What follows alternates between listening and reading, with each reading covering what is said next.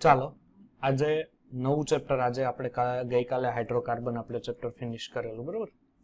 આજે નવું ચેપ્ટર છે એ છે હાઇડ્રોજન, બરોબર. હાઇડ્રોજન ધ્યાન આપજો, થિયરિકલ ચેપ્ટર છે, બને ત્યાં સુધી એનસીઆરટી ની બહાર જવું નહીં, બરોબર છે. મેક્સિમમ એનસીઆરટી ની અંદર જ જો લગભગ ક્લિયર થશે, એટલે વધારે બહાર જવાની કોઈ જરૂર નથી. હવે હાઇડ્રોજન જે છે એકદમ સાદું બંધારણ ધરાવે, ઓકે, એકદમ સાદું બંધારણ ધરાવતું એક તત્વ છે હાઇડ્રોજન. એક આપણે કહી શકીએ એક સૌથી હલકું તત્વ પણ કહી શકીએ ને, ભાઈ તત્વ છે, અથવા આપણે એમ કહી શકીએ સૌથી હલકો ધાતુ છે. આમ હલકો નહીં, બરોબર છે, સ્વભાવે હલકો નહીં, પરંતુ વજનમાં હલકો છે. અને સૌથી હલકો વાયુ છે, બરોબર છે. એક તત્વ પણ કહી શકો તમે એને, એક ધાતુ પણ કહી શકો, અથવા એક વાયુ પણ કહી શકો. ધ્યાન આપજો કે તમે જો હાઇડ્રોજન ની ચર્ચા કરો તો હાઇડ્રોજન આ પ્લસ ચાર્જ છે. આ પ્લસ ચાર્જમાં હાઇડ્રોજન જે છે એ આપણે એમ કહી શકીએ કે એની અંદર એક પ્રોટોન હોય અને એની અંદર શું હોય, એક ન્યુટ્રોન હોય છે, બરોબર છે. એક પ્રોટોનની સંખ્યા હશે અને એક ન્યુટ્રોન હશે. એમાં ઇલેક્ટ્રોન રચના છે, એની 1s1. શું છે? 1s1. હવે આપણને ખબર છે કે હાઇડ્રોજન છે એ નાનામાં નાનો કણ છે, બરોબર છે. કેવો છે? નાનામાં નાનો કણ. અને બ્રહ્માંડમાં તમે એનું સ્વરૂપ જોવો ને તો બ્રહ્માંડમાં એ લગભગ 70% જેવો બ્રહ્માંડમાં હાજર હોય છે. પછી બીજી વાત કરીએ કે પૃથ્વી, એની જો ખાસ કરીને શોધ કરેલી હોય શોધક વૈજ્ઞાનિક હતા, એ હતા હેનરી કેવેન્ડિશ અને લેવાઇઝર, બરોબર છે. આ બંને વૈજ્ઞાનિકો હાઇડ્રોજનની શોધ કરેલી. પૃથ્વી પર પ્રાપ્યતામાં, ત્યાં જો પૃથ્વી પર પ્રાપ્યતામાં તેનો ક્રમ 15મો હતો, કે 15મા ક્રમે તમને પ્રાપ્ત થઈ જતું હતું. હવે શું છે ખબર છે કે આટલી, ચાલો હાઇડ્રોજન તો શોધી લીધો. હવે તમને એક વસ્તુ ખબર છે કે આવર્ત કોષ્ટકમાં જયારે પિરિયોડિક ટેબલમાં અમે લોકો સર હાઇડ્રોજનને મૂકીએ છીએ, બરોબર છે. પિરિયોડિક ટેબલમાં જયારે હાઇડ્રોજનને મૂકીએ ત્યારે પિરિયોડિક ટેબલમાં હાઇડ્રોજનને વચ્ચેના સ્થાન ઉપર મૂકવામાં આવે છે. ક્યાં મૂકવામાં આવે છે? વચ્ચેના સ્થાન ઉપર. તો વચ્ચેના સ્થાન ઉપર હું કામ મૂકવામાં આવે છે પિરિયોડિક ટેબલ ઉપર? તો એનું મેઇન રીઝન શું છે ખબર? કે પિરિયોડિક ટેબલમાં એને વચ્ચેના સ્થાન ઉપર શું કામ મૂકવામાં આવે? એનું મેઇન રીઝન છે કે એની સામ્યતા. પેલા આપણે જોઈએ કે કેમ એને એસ બ્લોકમાં ન મૂક્યું, એને કેમ પી બ્લોકમાં ન મૂક્યું, કે એને કેમ ડી બ્લોકમાં ન મૂક્યું. તો એની પેલા તો સામ્યતા, એટલે આપણે લખીએ કે ભાઈ આલ્કલી તત્વ સાથે, આલ્કલી તત્વ સાથેની સામ્યતા. હવે ધ્યાન આપજો કે આલ્કલી તત્વ સાથે હાઇડ્રોજન સામ્યતા આપે. કઈ રીતે? હવે અહીંયા હું લખું છું હાઇડ્રોજન, ઓકે, અહીંયા હાઇડ્રોજન છે, અહીંયા આલ્કલી છે. આપણે ગુણધર્મને જોઈએ, ગુણધર્મ આધારે આપણે જોઈએ કે અલગ અલગ રીતે કઈ રીતે સામ્યતા દર્શાવે છે. ચાલો, પેલો ગુણધર્મ છે કે ઇલેક્ટ્રોન રચના. શું છે? ઇલેક્ટ્રોન રચના. તો હાઇડ્રોજનની ઇલેક્ટ્રોન રચના કેટલી હોય સર? 1s1. એને આ આલ્કલી તત્વ હોય તો આલ્કલીની કઈ હોય? ધ્યાન આપજો, હું આલ્કલાઇન અર્થ મેટલ નથી કહેતો, આલ્કલી કહું છું. તો આલ્કલીની શું હશે? NS1 હોય.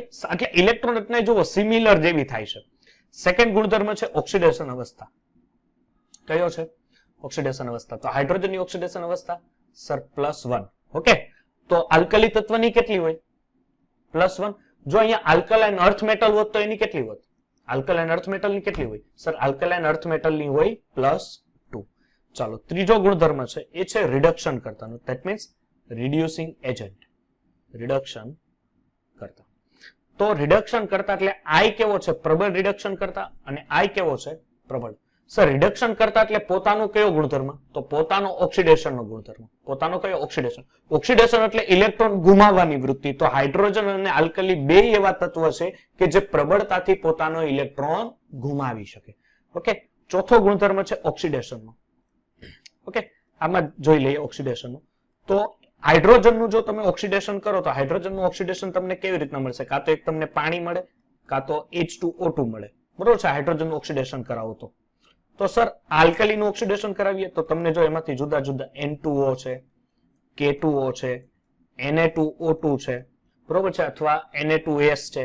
એટલે ધેટ મીન્સ આ પ્રકારના એ પેરોક્સાઇડ સંયોજનો અથવા સુપર ઓક્સાઇડ સંયોજનો બનાવે છે. પણ રીત આ જ રહી હે કે નહીં? એટલે આમાં હાઇડ્રોજન અને આલ્કલી છે અમુક જગ્યાએ સામ્યતા દર્શાવે છે.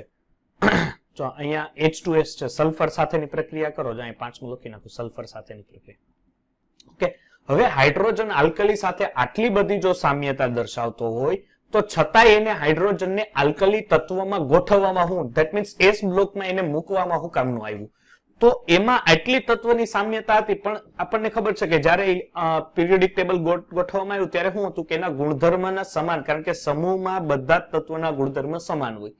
તો આટલા ગુણધર્મ તો સમાન આપ્યા, પણ એક રીત હતી કે જ્યારે તત્વોને તમે ગોઠવો છો તો એનામાં જુદાપણું વધારે હોવું જોઈએ નહીં. એટલે અહીંયા શું હતું કે જ્યારે ગોઠવણી કરી પણ અમુક એવા શબ્દો હતા કે જે આલ્કલી તત્વથી જુદાપણું હતું. હવે આ આલ્કલી તત્વથી જુદાપણું હતું તો એ કયું આલ્કલી તત્વથી જુદાપણું હતું? પહેલો પોઈન્ટ છે આયનીકરણ એન્થાલ્પી. આયનીકરણ એન્થાલ્પી. તો ધ્યાન આપજો કે આ જે હાઇડ્રોજન છે ને એની આયનીકરણ એન્થાલ્પી હતી 1312 કિલો જૂલ પર મોલ. આયનીકરણ એન્થાલ્પી એટલે શું? બંધને તોડવા માટે આપવી પડતી ઉર્જા.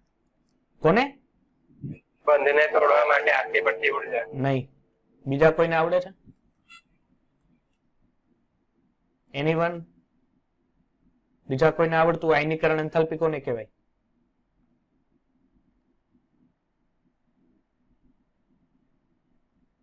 આયનીકરણ એન્થાલ્પી એટલે બાહ્યતમ કક્ષામાં રહેલા ઇલેક્ટ્રોનને દૂર કરવા માટે આપવી પડતી ઉર્જા. જો બંધને તોડવા માટે આપવી પડતી ઉર્જા છે ને બંધ એન્થાલ્પી થાય. એને શું કહેવાય? બંધ એન્થાલ્પી. એટલે આયનીકરણ એન્થાલ્પી હું ફરીથી યાદ રાખજો કે બાહ્યતમ કક્ષામાં વાયુરૂપ તટસ્થ પરમાણુ હોય, આ વાયુરૂપ તટસ્થ પરમાણુની આ કક્ષામાં ઇલેક્ટ્રોન હોય, આને દૂર કરવા તમારે જે ઉર્જા આને આપવી પડે, આને તમે જે ઉર્જા આપો છો એને કહેવાય આયનીકરણ એન્થાલ્પી. ચાલો, એક આ જુદાપણું છે. જુઓ તમે, આની આયનીકરણ એન્થાલ્પી 1312 કિલો જૂલ, જ્યારે આની એનાથી અડધી, 500 અડધાથી પણ ઓછી. બીજો પોઈન્ટ હતો કે એની ભૌતિક સ્થિતિ. તો એક વસ્તુ યાદ રાખજો કે ભાઈ H2 છે એ ગેસિયસ ફોર્મમાં હોય, બરોબર છે? સામાન્ય અવસ્થા હોય, સામાન્ય વાતાવરણ છે તો H2 કેમાં હોય? ગેસિયસ ફોર્મમાં. જ્યારે સોડિયમ, પોટેશિયમ આ બધા કઈ અવસ્થામાં હોય? ઘન અવસ્થામાં. રૂબિડિયમ તમે લઈ લો, બધા કઈ અવસ્થામાં હોય? ઘન અવસ્થામાં હોય છે. જ્યારે H2 કેવા હોય? વાયુ સ્વરૂપમાં. હવે આ જુદાપણાને કારણે શું થયું કે આ લોકોએ આલ્કલીને મીન્સ સોરી હાઇડ્રોજનને કેમાં ન મૂક્યું કે એને એ આલ્કલી તત્વમાં એ મૂકી શક્યા નહીં. તો ચાલો હાલો, આલ્કલી તત્વ એ તો ન મૂકાણું એટલે એ માથાકૂટ તો ગઈ. પછી એ લોકોએ શું કર્યું કે હવે હેલોજનમાં મૂકીએ તો કેમ થાય? તો એને હેલોજન સાથેની સામ્યતા દર્શાવી. બરોબર, આપણે એ જોઈએ. હેલોજન તત્વ સાથેની સામ્યતા. ઓકે, અલગ અલગ પોઈન્ટ જોઈએ કે હેલોજન તત્વ એટલે અહીંયા લખીએ આપણે ગુણધર્મ, પછી હાઇડ્રોજન, હેલોજન. ઓકે, ચાલો ઇલેક્ટ્રોન રચના કે ભાઈ આની ઇલેક્ટ્રોન રચના 1s1 છે, આની શું છે? ns2 np5. ઓકે, હેલોજન તત્વની સામાન્ય ઇલેક્ટ્રોન રચના ns2 np5. Second point oxidation અવસ્થા. તો ઓક્સિડેશન અવસ્થા આ -1.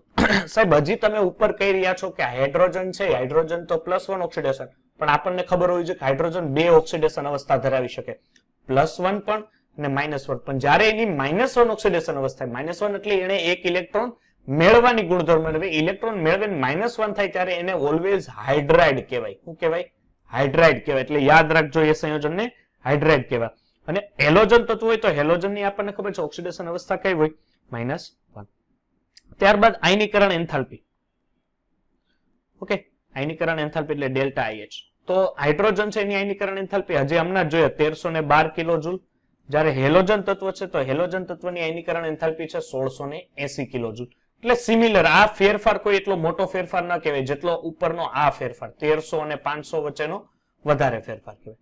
ઓકે, ત્યારબાદ આપણે કહીએ કે ધાતુ સાથેની પ્રક્રિયા, હાઇડ્રોજનની અને હેલોજનની ધાતુ સાથેની પ્રક્રિયા. ચાલો આ સિમિલરિટી બતાવું છું કે હાઇડ્રોજન અને હેલોજનના અમુક ગુણધર્મો છે એ સમાન હોય છે. ધાતુ સાથેની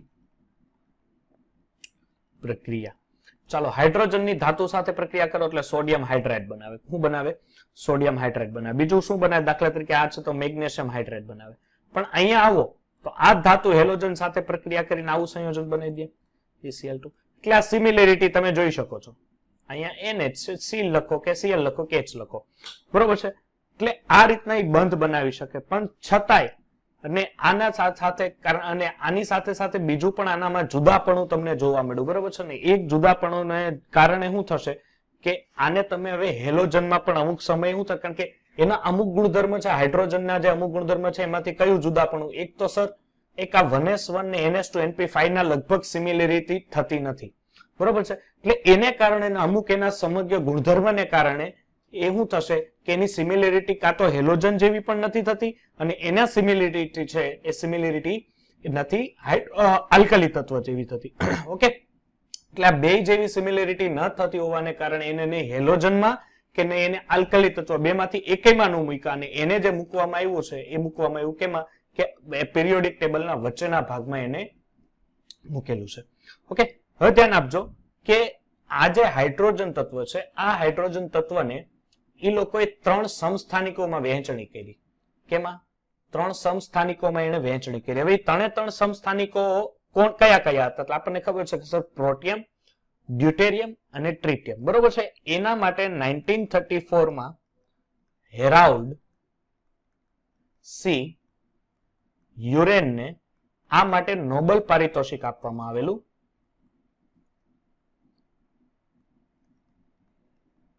ઓકે, આ માટે એને નોબેલ પારિતોષિક આપવામાં આવ્યું કે જેણે એ લોકોએ શું કર્યું કે એના માટે 3 હાઇડ્રોજનના 3 સમસ્થાનિકો એ લોકોએ બનાવ્યા. હવે હાઇડ્રોજનના 3 સમસ્થાનિકો બનાવ્યા તો 3 સમસ્થાનિકો આપણે અહીંયા જોઈએ કે ભાઈ કયા કયા 3 સમસ્થાનિકો બનાવ્યા. ઓકે, ચાલો. પેલું છે પ્રોટિયમ, બીજું છે ડ્યુટેરિયમ, ત્રીજું છે ટ્રિટિયમ. ઓકે, પ્રોટિયમ છે એને પ્રોટિયમ એટલે આ H એનો પરમાણુ ભાર પણ 1 અને પરમાણુ ક્રમાંક પણ 1. આ આના શું હતા? સમસ્થાનિકો. હવે સમસ્થાનિકો કોને કહેવાય? કે જેના પરમાણુય ક્રમાંક સમાન હોય પરંતુ એના પરમાણુય ભારાંક છે જુદા જુદા હોય. તો ડ્યુટેરિયમ છે એટલે અહીંયા H, અને અહીંયા ડ્યુટેરિયમને ઘણીવાર D વડે પણ લખાય, અને ટ્રિટિયમ એટલે 3H1, આને ઘણીવાર T વડે લખી શકાય, બરોબર છે. પ્રોટિયમ છે એ જ તમારો હાઇડ્રોજન થશે, અને સૌથી વધારે સમસ્થાનિક જો મળતો હોય તો સૌથી વધુ પ્રમાણ છે પ્રોટિયમનું પ્રાપ્ત થાય. કેનું? પ્રોટિયમનું. એ છે 99.985%, જ્યારે ડ્યુટેરિયમ છે 0.0156% મળે, અને ટ્રિટિયમ છે 10⁻⁻50% તમને પ્રાપ્ત થાય છે. હવે જો પ્રોટિયમ છે એમાંથી એક પ્રોટોન હોય અને એક ઇલેક્ટ્રોન હોય, બરોબર છે. આની અંદર એક પ્રોટોન હોય અને એક ઇલેક્ટ્રોન. પછી ડ્યુટેરિયમ હોય તો એની અંદર એક પ્રોટોન હોય, એક ન્યુટ્રોન પણ હોય, અને એક શું હોય છે? ઇલેક્ટ્રોન હોય. જ્યારે તમે ટ્રિટિયમમાં આવો તો ટ્રિટિયમમાં પ્રોટોન એક, પરંતુ ન્યુટ્રોનની સંખ્યા કેટલી છે? 2, અને ઇલેક્ટ્રોન પણ કેટલા હોય છે? 1 હોય છે. પરંતુ ટ્રિટિયમ જે છે ને, ખાસ યાદ રાખજો, ટ્રિટિયમ છે એ સતત પોતાનામાંથી વિકિરણોનું ઉત્સર્જન કરે. કોનું? વિકિરણોનું ઉત્સર્જન કરે છે. એટલે વિકિરણોનું ઉત્સર્જન કરતા એટલે આપણને એક વસ્તુ ખબર પડી કે સર એ રેડિયો સક્રિય તત્વ છે. કેવું છે? રેડિયો સક્રિય તત્વ છે. એટલે રેડિયો સક્રિય તત્વ છે કે સર આ વિકિરણો ઉત્પન્ન કરે, પણ એ કેવા કણો ઉત્પન્ન કરે? તો યાદ રાખજો એ બીટા કણો ઉત્સર્જન કરે છે. કેવા કણો? બીટા કણો ઉત્સર્જન કરે છે. આ જે બીટા કણો છે એનું અર્ધ આયુષ્ય છે એ 12.33 વર્ષ છે. કેટલું છે? 12.33 વર્ષ જેટલું શું છે એનું અર્ધ આયુષ્ય સમય છે. એટલે આટલી વસ્તુ એક યાદ રાખજો. બીજો પોઈન્ટ આપણે લઈએ કે જો આનું પ્રમાણ તમારે, હવે તમે જો 5000 હાઇડ્રોજન એટલે મીન્સ કે પ્રોટિયમ ભેગા કરો ને તો તમને એક ડ્યુટેરિયમ પ્રાપ્ત થાય. કેટલો? 5000 જો તમે હાઇડ્રોજન આ H પૂરા કરો, અને બીજી વસ્તુ કે જો તમે 10⁻17 જેટલા પ્રોટિયમ મીન્સ કે હાઇડ્રોજન ભેગા કરો ત્યારે એક ટ્રિટિયમ બને છે. એટલે આનું પ્રમાણ છે 5000:1, અને જ્યારે આનું પ્રમાણ છે આ ટ્રિટિયમ માટે છે અને આ ડ્યુટેરિયમ માટે છે. કે પ્રોટિયમ અને ડ્યુટેરિયમ માટેની માહિતી છે. ચાલો, તો આટલામાં કોઈ ડાઉટ એના સમસ્થાનિકોમાં? ચાલો, નેક્સ્ટ છે આપણી પાસે થિયરી, એ છે H2 ની અલગ અલગ ક્યાંથી કઈ રીતે H2 તમે મેળવી શકો છો. એના 3 પ્રકાર છે. 3 પ્રકાર આપણે જોઈએ. ચાલો, પેલો જે હાઇડ્રોજન છે એ છે નવજાત હાઇડ્રોજન. કયો છે? નવજાત H2. તો નવજાત H2 ક્યાંથી? કે તે રાસાયણિક પ્રક્રિયાથી જો કોઈ ઉત્પન્ન થાય, કઈ રાસાયણિક પ્રક્રિયાથી ઉત્પન્ન થયેલો હોય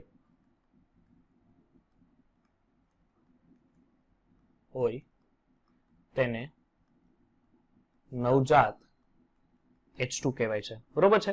તેને કેવું હોય છે? નવજાત H2. અને બીજી વસ્તુ કે તે સક્રિય હોવાથી, ધ્યાન આપજો, તે સક્રિય હોવાથી રિડક્શન કરતા તરીકે વર્તે છે, એટલે રિડ્યુસિંગ એજન્ટ તરીકે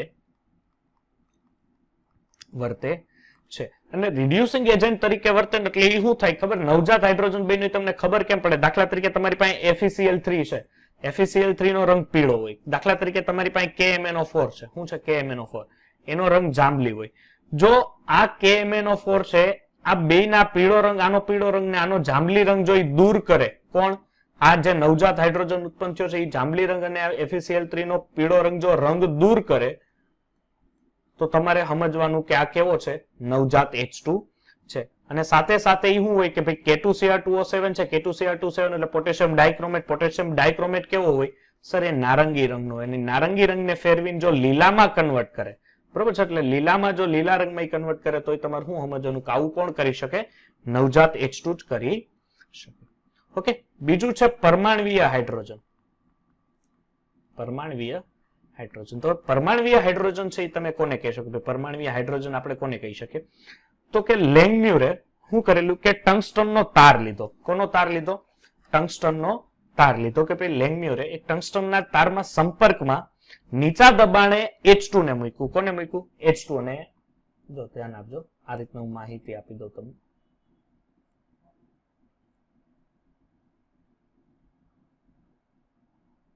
આ રીતનું, અને અહીં નીચું દબાણ. આ જે તાર છે ટંગસ્ટનનો છે. કોનો છે? ટંગસ્ટનનો તાર છે. હવે અહીંયા શું થયું કે તમે આ ટંગસ્ટનનો તાર લીધો ને અને આની અંદર ભર્યો H2. હવે નીચું દબાણ રાખેલું. હવે શું કર્યું કે આ લોકોએ અહીંથી H2 નું આ એક H2 નો અણુ હતો, એ લોકોએ શું કર્યું? ટંગસ્ટનનો તાર ઉપયોગ કરીને અહીંયા હાઇડ્રોજનના બે પરમાણુમાં રૂપાંતરણ કર્યા. કેમાં રૂપાંતર કર્યા? પરમાણુમાં. બરોબર છે? આ પરમાણુમાં રૂપાંતર કરેલા ને ત્યારે આ હાઇડ્રોજનનું જે આયુષ્ય છે ને, આ આયુષ્ય હોય 1/3 સેકન્ડ જેટલું જ. કેટલું હોય? 1/3 સેકન્ડ જેટલું જ આયુષ્ય હોય. પણ તમે જો કોઈ એવી ખાસ પરિસ્થિતિ રાખો, ખાસ પરિસ્થિતિ એટલે તમે કઈક લાગવગ રાખો, તો એ મેક્સિમમ 10 સેકન્ડ સુધી આયુષ્ય જઈ શકે.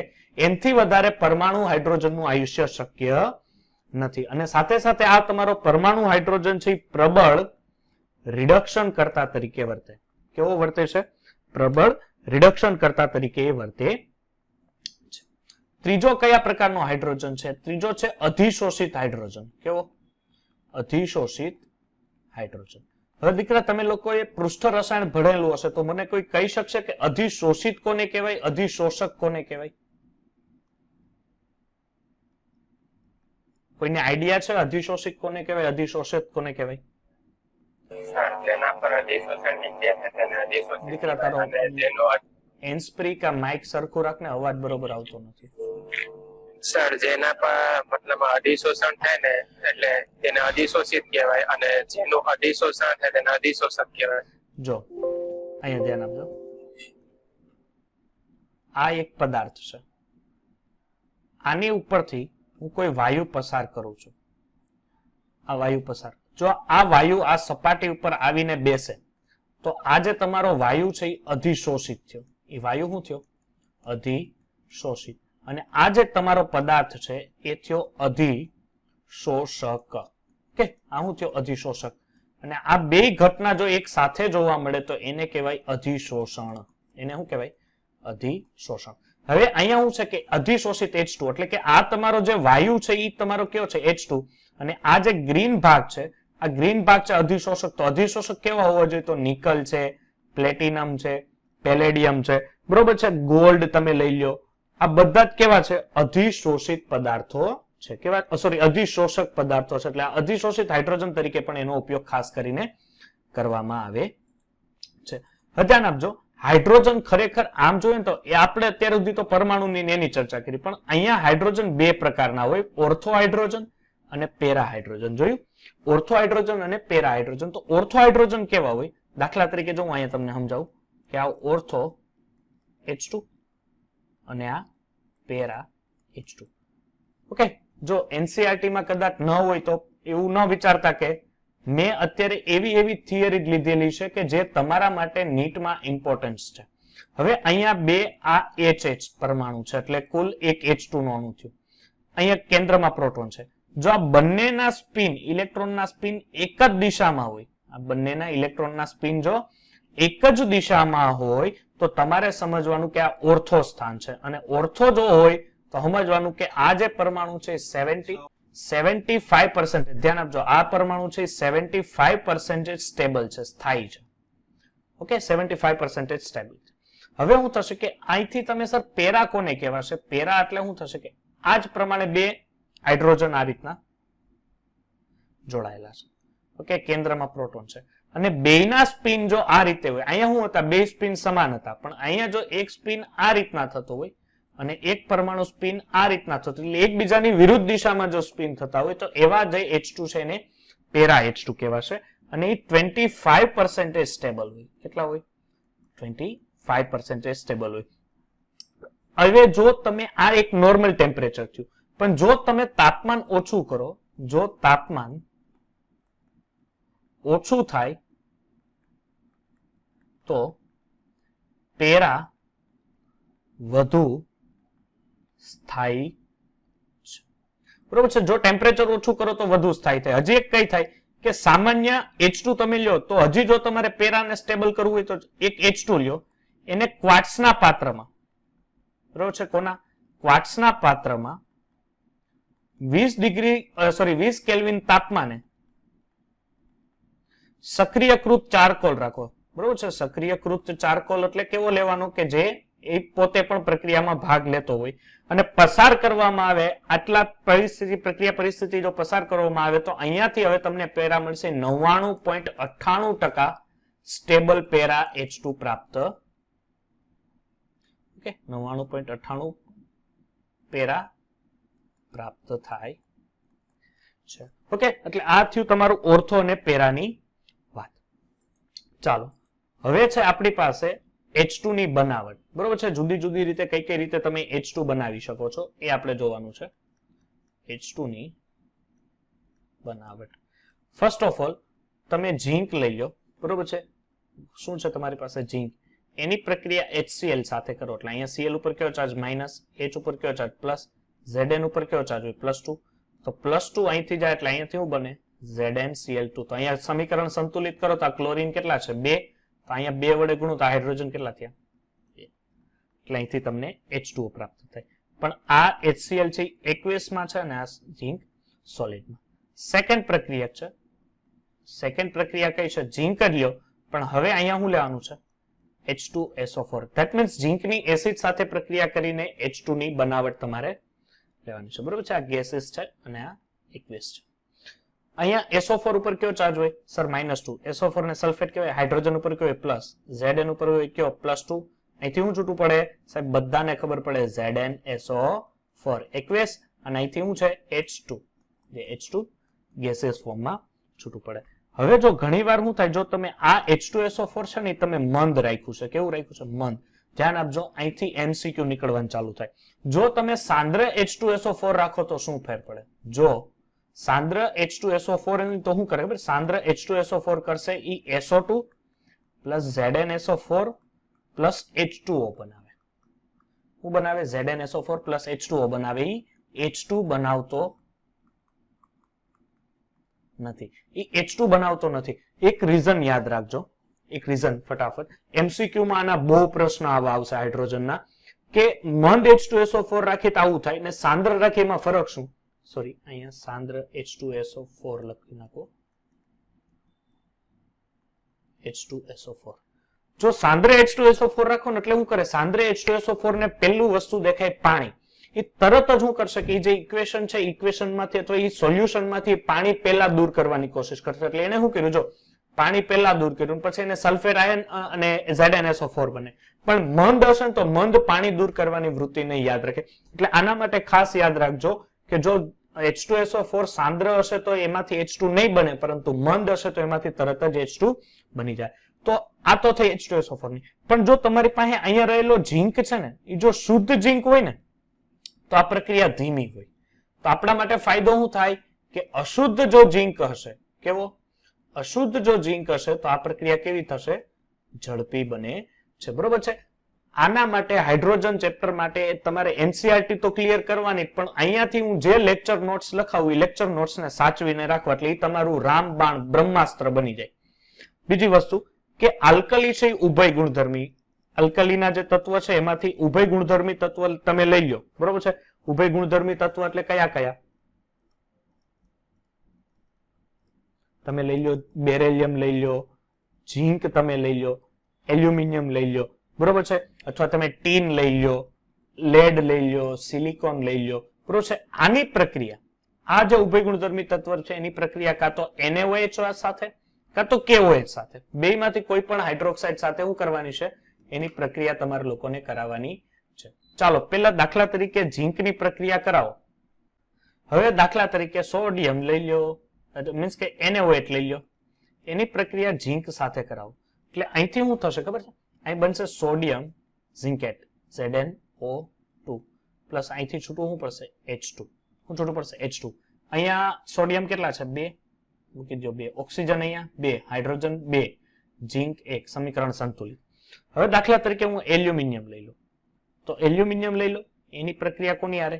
NaOH સાથે, અને પાણીની હાજરીમાં પ્રક્રિયા કરું એટલે આ શું બનાવશે? Sodium aluminate. શું બનાવશે? Sodium aluminate. અને શું છૂટું પડશે? H2 છે. H2 સંયોજન અહીંથી છૂટો પડે છે. સમીકરણ ધ્યાન આપજો, અત્યારે સંતુલિત નથી કરતો. અહીંયા SN છે, એની પ્રક્રિયા NaOH સાથે, સેમ પાણીના અણુ સાથે એની પ્રક્રિયા કરાવો એટલે અહીંથી તમને શું આપશે? સોડિયમ સ્ટીનેટ આપશે. શું આપશે? સોડિયમ સ્ટીનેટ. અને સોડિયમ સ્ટીનેટ આપીને પણ અહીંથી શું છૂટું પડશે? H2O છૂટો પડે છે. આને કહેવાશે સોડિયમ સ્ટીનેટ. ઓકે, ચાલો હવે એની બીજી રાસાયણિક પ્રક્રિયા આવશે, એ છે પાણી સાથેની પ્રક્રિયા. કોની સાથે? પાણી સાથેની પ્રક્રિયા.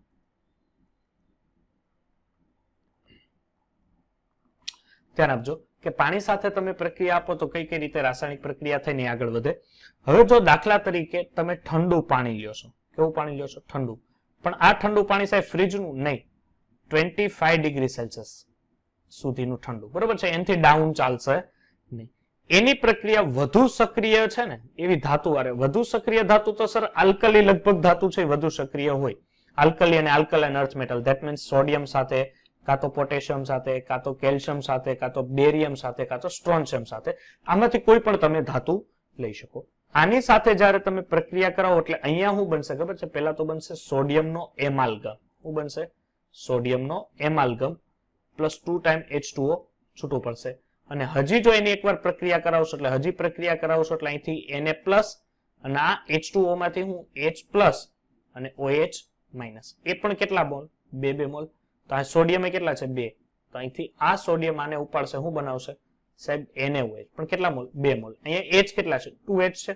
ધેટ્સ કોલ અહીંયા H2 પ્રાપ્ત થશે. સમજ પડશે? અને અહીંયા સાથે સાથે અહીંયા એક યાદ રાખજો કે સોડિયમનો એમાલ્ગમ એ તમારે એડ કરવો પડશે. હું લખતા ભૂલી ગયો, મેં ડાયરેક્ટ બનાવી દીધું.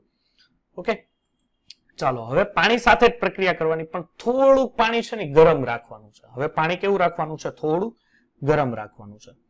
સર ગરમ પાણી રાખવાનું છે કેટલા ટેમ્પરેચર સુધી? 90 ડિગ્રી સેલ્સિયસ સુધી. કેટલું? 90 ડિગ્રી સેલ્સિયસ સુધી ગરમ પાણી રાખો. ચાલો હવે હું સર વધુ સક્રિય ધાતુ લઈએ? નહીં, હવે વધુ સક્રિય નહીં, હવે નોર્મલ જે સક્રિય ધાતુ છે એવી લ્યો. સર નોર્મલ સક્રિય ધાતુ જેમ કે મેગ્નેશિયમ છે, એલ્યુમિનિયમ છે, ઝીંક છે, એવી ધાતુ લ્યો. એટલે શું થશે કે આ બેનું મિશ્રણ બનશે Mg plus 2 time H2O. Okay, હવે Mg પ્લસ 2 ટાઈમ H2O મેં ડાયરેક્ટ કેમ લઈ લીધા તમને સમજાવવા માટે પહેલા અહીંથી 2 કાઢ નાખો. Okay, 1 minute. ચાલો, ઓકે. Mg ઉપર કયો ચાર્જ હોય? સર +2. H2O માંથી આપણે લઈએ તો H પ્લસ અને OH માઇનસ. તો અહીંથી આ બનશે Mg OH ટ્વાઇસ. એટલે OH ને મારે 2 વડે ગુણવું, આપણે આને 2 વડે ગુણવું તો આ 2 થાય, આ 2 થાય, એટલે અહીંયા શું મળ્યું? 2H પ્લસ ને બીજું તમે શું કહી શકો? H2 કહી શકો. હવે તમારે શું લેવાનું છે ખબર? પાણીની વરાળ. એટલે 100 ડિગ્રી સેલ્સિયસ થી વધુ, એટલે મીન્સ કે પાણીની વરાળ. તો એની સાથે કોની પ્રક્રિયા કરવાની? એની સાથે હંમેશા ઓછી સક્રિય ધાતુની પ્રક્રિયા કરવાની. કોની? ઓછી સક્રિય. દાખલા તરીકે Fe છે, કોબાલ્ટ છે, નિકલ છે, કોપર છે, કેડમિયમ છે, બરોબર છે, કોઈ પણ તમે લઈ શકો. એ ધાતુની પ્રક્રિયા એની સાથે કરવાની. દાખલા તરીકે અહીંયા હું નિકલ લઉં તો નિકલ ઉપર +2 ચાર્જ હોય. કેવો હોય? +2. That means H plus OH minus. અહીંથી હું છૂટું પડશે NiOH ટ્વાઇસ. ટ્વાઇસ છે એટલે મારે આને 2 વડે ગુણવા પડે. તો અહીંથી આ નીકળી ગયું, આ નીકળી ગયું, અહીંયા શું વધ્યું? H2. ઓકે, એટલે આ રીતના તમે શું કરી શકો છો? H2 સંયોજનો છે, H2 સંયોજનોની બનાવટ આપી શકો છો. ચાલો, કોઈ ડાઉટ આટલામાં? ઓકે, ચાલો નેક્સ્ટ હવે જોઈએ કે હવે વિદ્યુત વિભાજનની મદદથી આપણે હાઇડ્રોજનની બનાવટ જોઈએ. બરોબર છે? એટલે મીન્સ કે આ થયું H2O નું વ્યાપારિક ઉત્પાદન. વ્યાપારિક ઉત્પાદન માટે કઈ કઈ રીતે બનાવી શકાય એ લખાવું છું અહીંયા.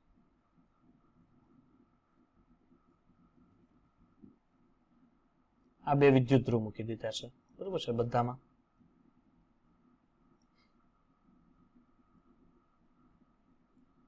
ધ્યાન આપજો. થિયરિકલ જે પણ ચેપ્ટર હોય ને એને NCERT બહાર કોઈ દી જવાનું જ નહીં. હવે આપણી પાસે થિયરિકલ ચેપ્ટર જ છે. હવે આપણી પાસે S બ્લોક છે, P બ્લોક છે, બરોબર છે, એ પછી રેડોક્સ છે, અને લાસ્ટ પર્યાવરણ રસાયણ વિજ્ઞાન છે. એ તો ચેપ્ટર ખાલી એના ઉપર એક નજર મારવાની. ગ્લોબલ અસર ને ગ્લોબલ વોર્મિંગ ને એ બધી કોઈ માથાકૂટમાં વધારે પડવાનું ન હોય.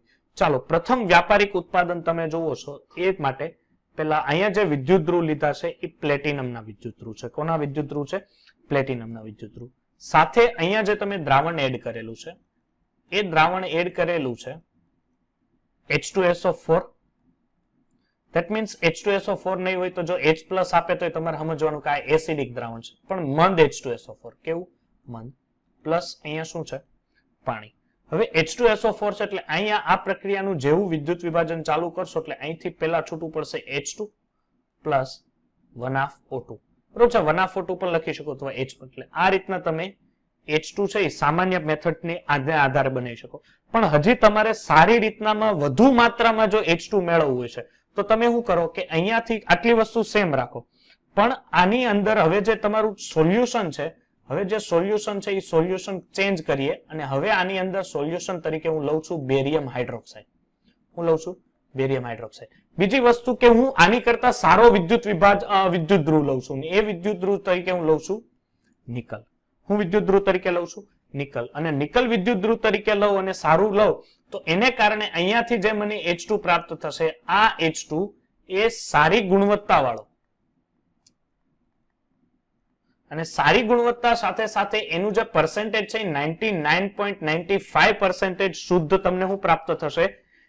એ સંયોજન પ્રાપ્ત થાય છે. H2 જે છે એ આ રીતના પ્રાપ્ત થશે. પણ હજી આપણને મેળ આવે નહીં, કારણ કે આપણને હજી હારામાં હારો હાઇડ્રોજન કેમ મળે એની વાહે આપણે દોડતા હોય.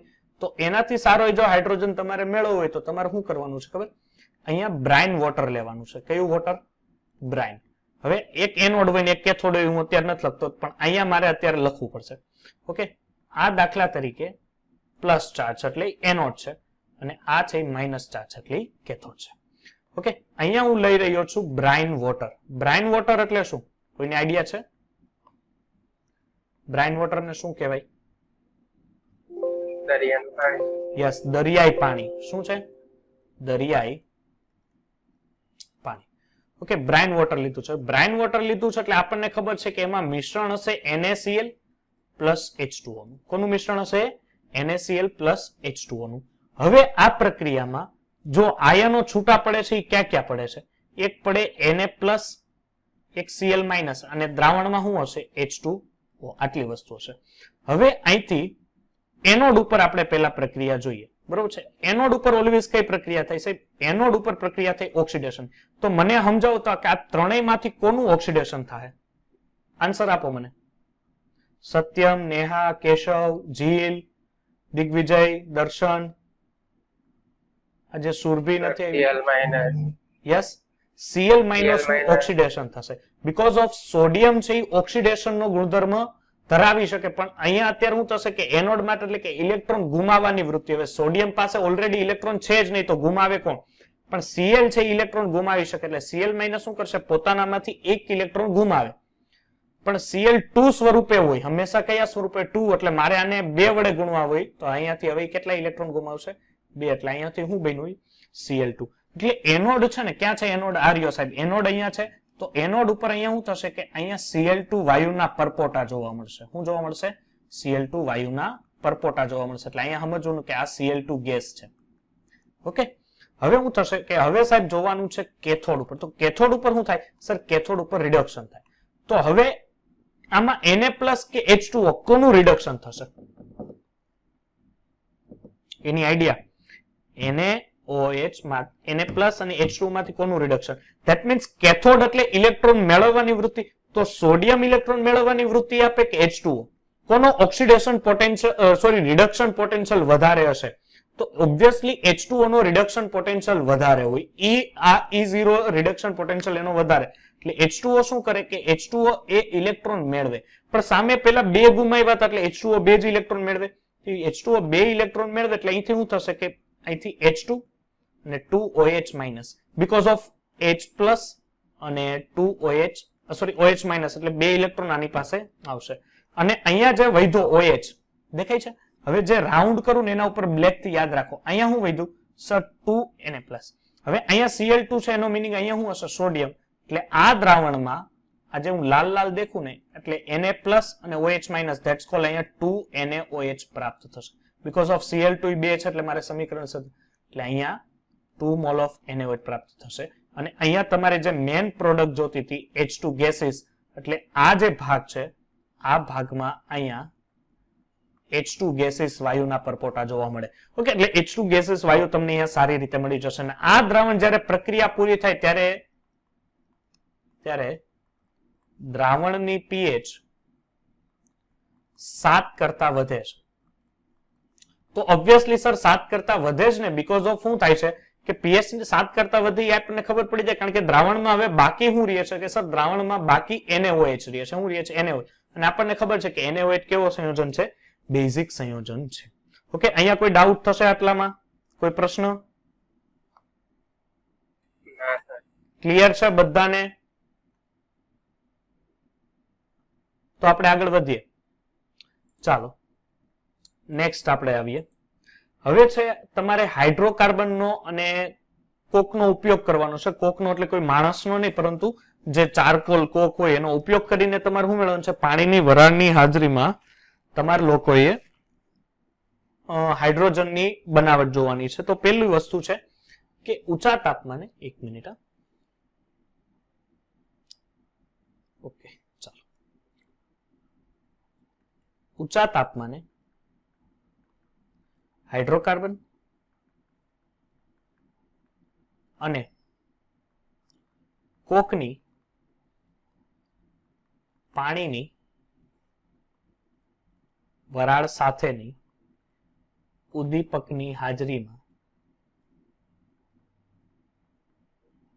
પ્રક્રિયા ઓકે ચાલો હવે તમારી પાસે કોઈ હાઇડ્રોકાર્બન તરીકે CnH2n+2 છે તો આ કયો હાઇડ્રોકાર્બન છે આલ્કેન છે આલ્કીન છે કે આલ્કાઇન છે આલ્કેન આલ્કેન છે ઓકે એની NH2O સાથે પ્રક્રિયા કરો 1270 કેલ્વિન તાપમાન રાખો અને નિકલ ઉદ્દીપક રાખો એટલે તમને n mall CO2 plus n+1 mall શું મળશે H2O પ્રાપ્ત થશે દાખલા તરીકે કાર્બનની સંખ્યા હું 1 લઉં તો અહીંયા 1 અહીંયા થશે 4 ધેટ મીન્સ અહીંયા 1 લઉં એટલે H2O આમ જ રહેશે ગેસીસ ફોર્મમાં આ પ્રક્રિયા પરિસ્થિતિ સેમ અહીંયા 1 રાખો એટલે 1 લખતો નથી પરંતુ અહીંયા 2 મોલ ઓફ H2O સમીકરણ સંતુલિત કરવાની કોઈ જરૂર જ નથી ઓકે હવે અહીંયાથી જે આ હાઇડ્રોકાર્બન છે આ હાઇડ્રોકાર્બનનું હું કરાવું પાણી સાથેની પ્રક્રિયા પાણી સાથે પ્રક્રિયા કરાવું અને એ રાખવું ધ્યાન આપજો એટલે આ પ્રક્રિયામાંથી અહીંથી એક મિનિટ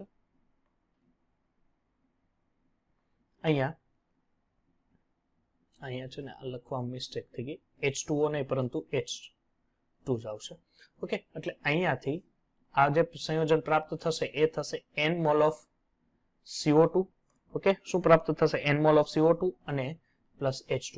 હવે CO2 plus CO my mistake થઈ ગઈ થોડીક, આ CO2 લખાઈ ગયું છે, સોરી. CO પ્લસ H2 ને CO પ્લસ H2 છે એને બીજું શું કહેવાય સર? એને બીજું જળવાયુ તરીકે વર્તી શકે છે. કોની તરીકે? જળવાયુ તરીકે છે. અથવા તમે એને જળવાયુ કહી શકો, અથવા તમે એને સંશ્લેષિત વાયુ. કયો? સંશ્લેષિત વાયુ કહી શકો, અથવા તમે એને દીકરા યાદ રાખજો એને સિનગેસ પણ કહી શકો. શું કહી શકો? સિનગેસ પણ કહી શકો. દાખલા તરીકે અલગ અલગ રીતે તમે આ તો તમે હાઇડ્રોકાર્બન માંથી બનાવો. દાખલા તરીકે મારી પાસે કોલસામાંથી બનાવવું હોય, કેમાંથી? કોલસામાંથી બનાવો તો કોલસામાંથી બનાવો એટલે હું કરું? કોક રાખું પ્લસ H2O. આની પ્રક્રિયા 1270 કેલ્વિન તાપમાને કરું. કેટલા? 1270, જેને શું કહેવાશે? કોલ ગેસફિકેશન. આનું નામ ધ્યાન આપજો, કોલ ગેસફિકેશન. કોલ ગેસફિકેશન પ્રક્રિયા કહેવાશે. એટલે એની સાથે પ્રક્રિયા કરીને મને CO પ્લસ H2 છે એમાંથી મને પ્રાપ્ત થશે, જેને તમે સિનગેસ પણ કહો છો. ઓકે, ચાલો બીજી પ્રક્રિયા છે તમારી પાસે મિથેનોલ. શું છે? મિથેનોલ. મિથેનોલ પ્રક્રિયા લ્યો, CH3OH.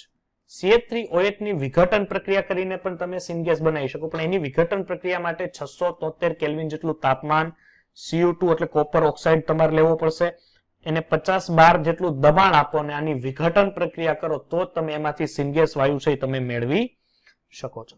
ઓકે, એક પ્રક્રિયા છે. હવે તમે વરાળ લ્યો, પાણીની શું લ્યો? વરાળ. કોની સાથે? કાર્બન મોનોક્સાઇડ સાથે પાણીની વરાળ લ્યો, એને 1270 કેલ્વિન તાપમાને ગરમ કરો નિકલ ઉદ્દીપકની હાજરીમાં, બરોબર છે? 1270 કેલ્વિન તાપમાને ગરમ કરો અને બીજી પ્રક્રિયાથી તમે આ પ્રક્રિયા હજી એકવાર 673 એટલે મીન્સ કે અહીંથી તમને પ્રાપ્ત થશે શું થશે? CO, બરોબર છે? CO અહીંયા 2 મોલ પ્લસ H2 પ્રાપ્ત થશે. અને હજી એની જો આ પ્રક્રિયા આગળ વધારશો તો એ પ્રક્રિયા જો FeCrO4 અને 673 કેલ્વિન તાપમાને પ્રક્રિયા કરશો તો તમને CO2 પ્લસ H2 સ્વરૂપ આપશે. હવે આ જે CO પ્લસ H2 છે ધેટ મીન્સ જળવાયુ છે, એ જળવાયુની જો પાણી સાથે પ્રક્રિયા કરાવો, કોની સાથે? પાણી સાથે જો જળવાયુની તમે પ્રક્રિયા કરાવશો તો પાણી સાથેની પ્રક્રિયા કરાવતા અહીંથી તમને CO2 પ્લસ H2 પ્રાપ્ત થશે. અને આ પ્રક્રિયામાં CO2 શું થઈ જશે? પાણીમાં દ્રાવ્ય થઈ જશે. CO2 શું થાય? પાણીમાં દ્રાવ્ય. CO2 જેવું પાણીમાં દ્રાવ્ય થાય એટલે શું થશે કે H2 જે છે, H2 છે ગેસીસ સ્વરૂપે શું નીકળશે? બહાર નીકળે છે. એટલે H2 છે ગેસીસ સ્વરૂપે. એટલે આ નિશાની આપું છું એટલે એમાં ધ્યાન રાખજો, કારણ કે નીચેની નિશાની હશે એટલે પાણીમાં દ્રાવ્ય થાય અને ઉપરની જે નિશાની હશે એમાં દૂર થાય. અને હજી જો એની પ્રક્રિયા સોડિયમ આર્સેનેટ સાથે કરું, Na2SO3 કરું તો અહીંથી CO2 શું થઈ જાય? દૂર થાય. અને CO2 દૂર થાય એટલે તમારા માટે મુખ્ય નિપજ કઈ છે? H2 છે. H2 સંયોજનો તમને પ્રાપ્ત થાય છે. ઓકે, તો આ રીતના પાણીની હાઇડ્રોકાર્બનની હાજરીમાં અલગ અલગ પ્રક્રિયા છે. હવે ધ્યાન આપજો, H2 ના અમુક ભૌતિક ગુણધર્મ છે. બરોબર, ભૌતિક ગુણધર્મ હું બોલી જાઉં. પેલી જ વસ્તુ H2 તમે આજુબાજુ જોવો તો કોઈ દેખાય છે પીળા રંગનું કઈ જાતું હોય દ્રાવણ? હા સર, નથી. એટલે એનો મિનિંગ કે H2 રંગવિહીન છે. બરોબર છે? H2 ને કોઈ રંગ ન હોય. હવામાં જીભ ફેરવો તો કઈ સ્વાદ આવે છે H2 નો?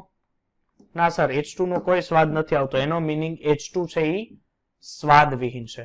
અને નાકથી સ્મેલ કરો તો કોરોના થયો હોય તો એની સ્મેલ નહીં આવે, પરંતુ એનો મિનિંગ એટલે એવું નહીં સમજવાનું કે H2 ની સર સ્મેલ આવે એટલે મને કોરોના નથી થયો. એટલે ભાઈ H2 ની કોઈ પણ સ્મેલ હોતી નથી. એટલે H2 છે એ સ્વાદવિહીન છે, ગંધવિહીન છે, બરોબર છે, અને રંગવિહીન છે. બીજી વસ્તુ પોઈન્ટ આપણે કહી શકીએ તે હવા કરતા હલકો છે. હવા કરતા કેવો છે? હલકો છે. તો દહનશીલ છે. H2 છે એ તરત જ દહન પામી શકે. ઓકે, દહનશીલ વાયુ છે. બીજો કે ઓછો ક્રિયાશીલ છે. એટલે કોઈની સાથે એની પ્રક્રિયા તમે કરાવવા ઈચ્છતા હોય તો એની પ્રક્રિયા ઝડપથી છે નહીં. સાથે સાથે પ્રતિચુંબકીય છે. કેવો છે? પ્રતિચુંબકીય છે. એનું બોઇલિંગ પોઈન્ટ કેટલું છે? માઇનસ. ધ્યાન આપજો, એનું બોઇલિંગ પોઈન્ટ અહીં લખું છું.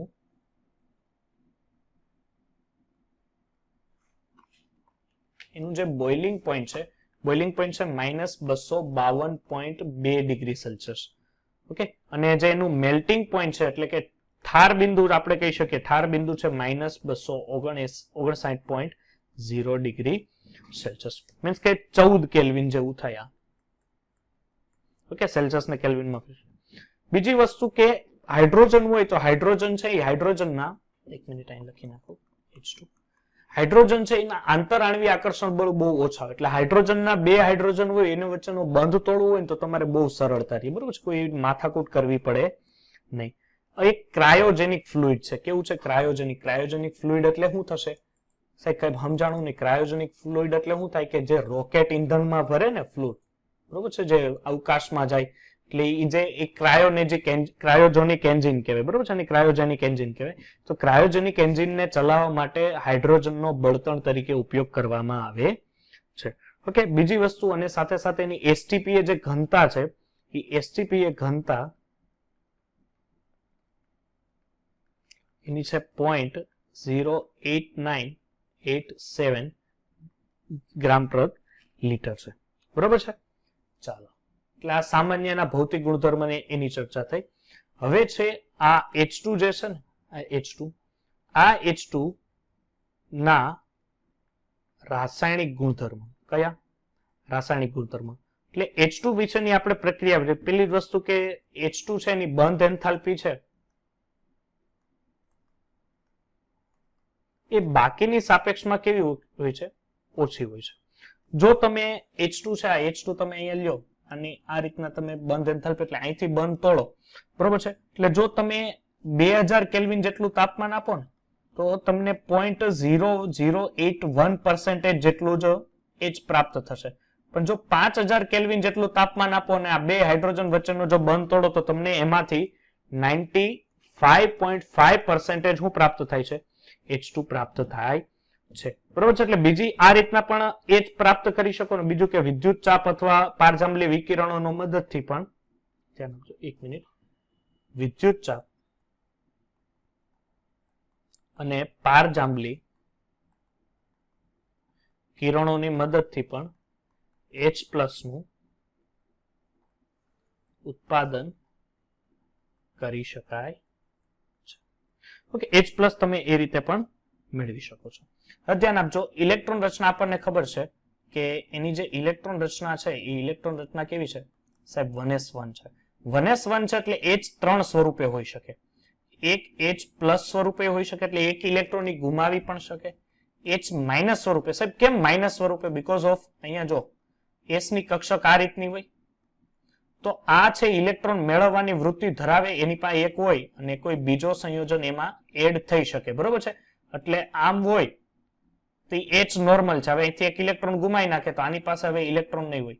પણ માઇનસ એટલે શું થાય કે એક ઇલેક્ટ્રોન એની મેળવવાની વૃત્તિ, એટલે H+ સ્વરૂપે હોઈ શકે, માઇનસ સ્વરૂપે હોઈ શકે, અથવા H કોઈની સાથે સંયોજક બધું, એટલે સંયોજક બંધ તરીકે પણ હોઈ શકે. એટલે 3 સ્વરૂપે એનું H છે એ 3 સ્વરૂપે હોઈ શકે. જો H- હોય તો એને શું કહેવાય છે? હાઇડ્રાઇડ કહેવાય, બરોબર છે. H જો માઇનસ સ્વરૂપે હોય તો એને હાઇડ્રાઇડ સંયોજન તરીકે તમે એને ઓળખી શકો. હવે ધ્યાન આપજો, હાઇડ્રોજન જે છે, આ હાઇડ્રોજનની જુદી જુદી રાસાયણિક પ્રક્રિયાઓ હું અહીંયા લખું છું કે કઈ કઈ રીતે જુદી જુદી રાસાયણિક પ્રક્રિયાઓ આપે છે. અહીંયા H2 છે, અહીંયા ફર્સ્ટ પોઈન્ટ લખું છું, એક મિનિટ,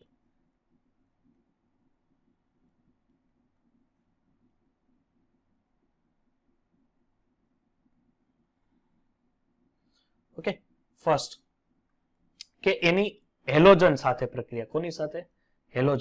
હેલોજન સાથે પ્રક્રિયા કરીએ એટલે આપણે અહીંયા H2 અને અહીંયા શું છે? H2, તો આ બનાવશે HX, જે 2 મોલ HX. મીન્સ કે હેલોજન તરીકે કોણ કોણ લઈ શકે? કે ફ્લોરિન છે, ક્લોરિન છે, બ્રોમિન છે, આયોડિન છે, આ બધા જ હેલોજન સંયોજનો તરીકે તમે લઈ શકો. દાખલા તરીકે H2 છે એની ઓક્સિજન સાથે પ્રક્રિયા કરાવો. કોની સાથે? ઓક્સિજન સાથે પ્રક્રિયા કરાવો ઉદ્દીપકની હાજરીમાં, બરોબર છે. એટલે આ પ્રક્રિયા છે સ્ફોટક હશે, વિસ્ફોટક પ્રક્રિયા હશે, બરોબર. કારણ કે ઓક્સિજનની હાજરીમાં દહન પ્રક્રિયા હાઇડ્રોજન સાથે છે એટલે સ્ફોટક પ્રક્રિયા. એટલે અહીંથી તમને પ્રાપ્ત થશે H2O. પણ આ પ્રક્રિયામાં ધ્યાન આપજો, આ પ્રક્રિયા સમયે ડેલ્ટા H -285.9 કિલો જૂલ પર મોલ. હવે આનો માઇનસ નો મિનિંગ શું થશે? કે માઇનસ એટલે આ પ્રક્રિયા ઋણ થઈ. ઋણ થઈ એટલે આ પ્રક્રિયા કેવી થશે સર? આ પ્રક્રિયા થશે ઉષ્માક્ષેપક પ્રક્રિયા. કેવી પ્રક્રિયા? ક્ષેપક. કારણ કે આ પ્રક્રિયા સમયે આમાંથી ઉર્જા બહાર નીકળી રહી છે. એ ઉર્જા અહીંયાથી શું થઈ રહી છે? બહાર નીકળી રહી છે. એટલે બહાર ઉર્જા નીકળતી હોય એટલે ઉષ્માક્ષેપક પ્રક્રિયા. સેમ હવે દાખલા તરીકે H2 ની પ્રક્રિયા કરો છો N2 સાથે. કોની આરે? N2. 673 કેલ્વિન જેટલું તાપમાન રાખો, 212 જેટલું દબાણ રાખો, અને એવું લાગે તો Fe નો ભૂકો મૂકી દો, એટલે લોખંડનો ભૂકો મૂકી દો. એટલે N2 પ્લસ H2, એટલે એમાંથી શું બનશે ખબર છે? એમોનિયા બનશે, બરોબર. સમીકરણ અત્યારે સંતુલિત નથી કરવું, પણ આગળ મેં તમને એમોનિયાની બનાવટ આપેલી છે અને શીખવાડેલી પણ છે કે N2 પ્લસ H2 સોરી અને યાદ રાખવાની ટ્રીક આપેલી છે. આને હેબર વિધિ કહેવાય. શું કહેવાય? હેબર વિધિ. N2 પ્લસ H2 2NH3 બરોબર છે. ખરેખર સમીકરણ સંતુલિત કરવા આ રીતના કરવું પડે. અહીં યાદ રાખવાનું પેલા ના પાડે. હું યાદ રાખવાનું હેબર વિધિ પેલા ના પાડે પછી હા પાડે. પેલા ના પાડે, ના એટલે નાઇટ્રોજન, હા એટલે હાઇડ્રોજન. આવું 212 વાર કરે. કેટલા વાર? 212. એટલે 212 દબાણ કોણ કરે? તો એમોનિયો કરે, એટલે એમોનિયા કરે. એટલે પેલા હું પેલા ના પાડે પછી હા પાડે, આવું 212 વાર કરે. કોણ કરે? એમોનિયો કરે. એટલે આ રીતના એમોનિયાની બનાવટ તમે, અને આ પ્રક્રિયા ધ્યાન આપજો એમોનિયાની બનાવટમાં. આ પ્રક્રિયામાં પણ એન્થાલ્પી જોઈએ તો -92.6 કિલો જૂલ પર મોલ જેટલી ઉષ્મા અહીંથી પણ બહાર નીકળે. તો અહીંથી જ પેલી વસ્તુ માઇનસ આવે છે એટલે આપણને તરત જ સમજાઈ જાય કે આ પ્રક્રિયા પણ કેવી હશે? સર ઉષ્મા ક્ષેપક પ્રક્રિયા જ હશે, કારણ કે એનું મૂલ્ય કેવું આવે છે? માઇનસ આવે છે. હવે દાખલા તરીકે તમે લોકો આની પ્રક્રિયા કોઈ ધાતુ સાથે કરાવો છો. હવે ધાતુ સાથે જો હાઇડ્રોજનની પ્રક્રિયા થાય એટલે ઓબ્વિયસલી ધાતુ ઉપર કયો ચાર્જ હોય? પ્લસ. તો અહીંથી હાઇડ્રોજનનો કયો ચાર્જ ઉપાડશે? Sir minus. એટલે શું બનાવે? ધાતુનો હાઇડ્રાઇડ બનાવે. શું બનાવે? ધાતુનો હાઇડ્રાઇડ બનાવશે. શું બનાવશે? ધાતુનો હાઇડ્રાઇડ બનાવે. જો દાખલા તરીકે તમે એની પેલેડિયમ +2 આયન સાથે પ્રક્રિયા કરાવો, આ ધાતુ આયન સાથે પ્રક્રિયા કરાવો તો એવું બનશે કે પેલેડિયમ રિડક્શન કરતા બનશે ને અહીંથી હું સંયોજન 2H+ સંયોજનો પ્રાપ્ત થશે. ઓકે. દાખલા તરીકે હવે કોઈ ધાતુનો ઓક્સાઇડ છે MxOY, બરોબર છે. મને નથી ખબર કયો ધાતુ છે પણ ધાતુનો ઓક્સાઇડ છે એ ફાઇનલ છે. દાખલા તરીકે તમને ન મજા આવતી હોય તો આપણે લઈ લઈએ Al2O3 ઉદાહરણ તરીકે, બરોબર છે. તો અહીંયા શું કરશે કે Mx હશે, શું કરશે? Mx પ્લસ H2O બનાવશે. શું બનાવશે? H2O. અને અહીંયા Y. સાહેબ ખબર ન પડી નીચેનું ઉદાહરણ તો એ બનશે, આમાંથી એલ્યુમિનિયમ છૂટો પડશે અને ઓક્સિજન છે એ પાણી H2 સાથે જશે એટલે શું બનશે? H2O. એલ્યુમિનિયમ અહીંયા કેટલા હતા? સર 2. અહીંયા કેટલા હતા? ઓક્સિજન 3. ઓકે. એટલે એમાંથી 3 મોલ H2 અને 2 મોલ એલ્યુમિનિયમ એમાંથી દૂર થશે. એટલે હાઇડ્રોજન આ રીતના રાસાયણિક પ્રક્રિયા આપી શકે.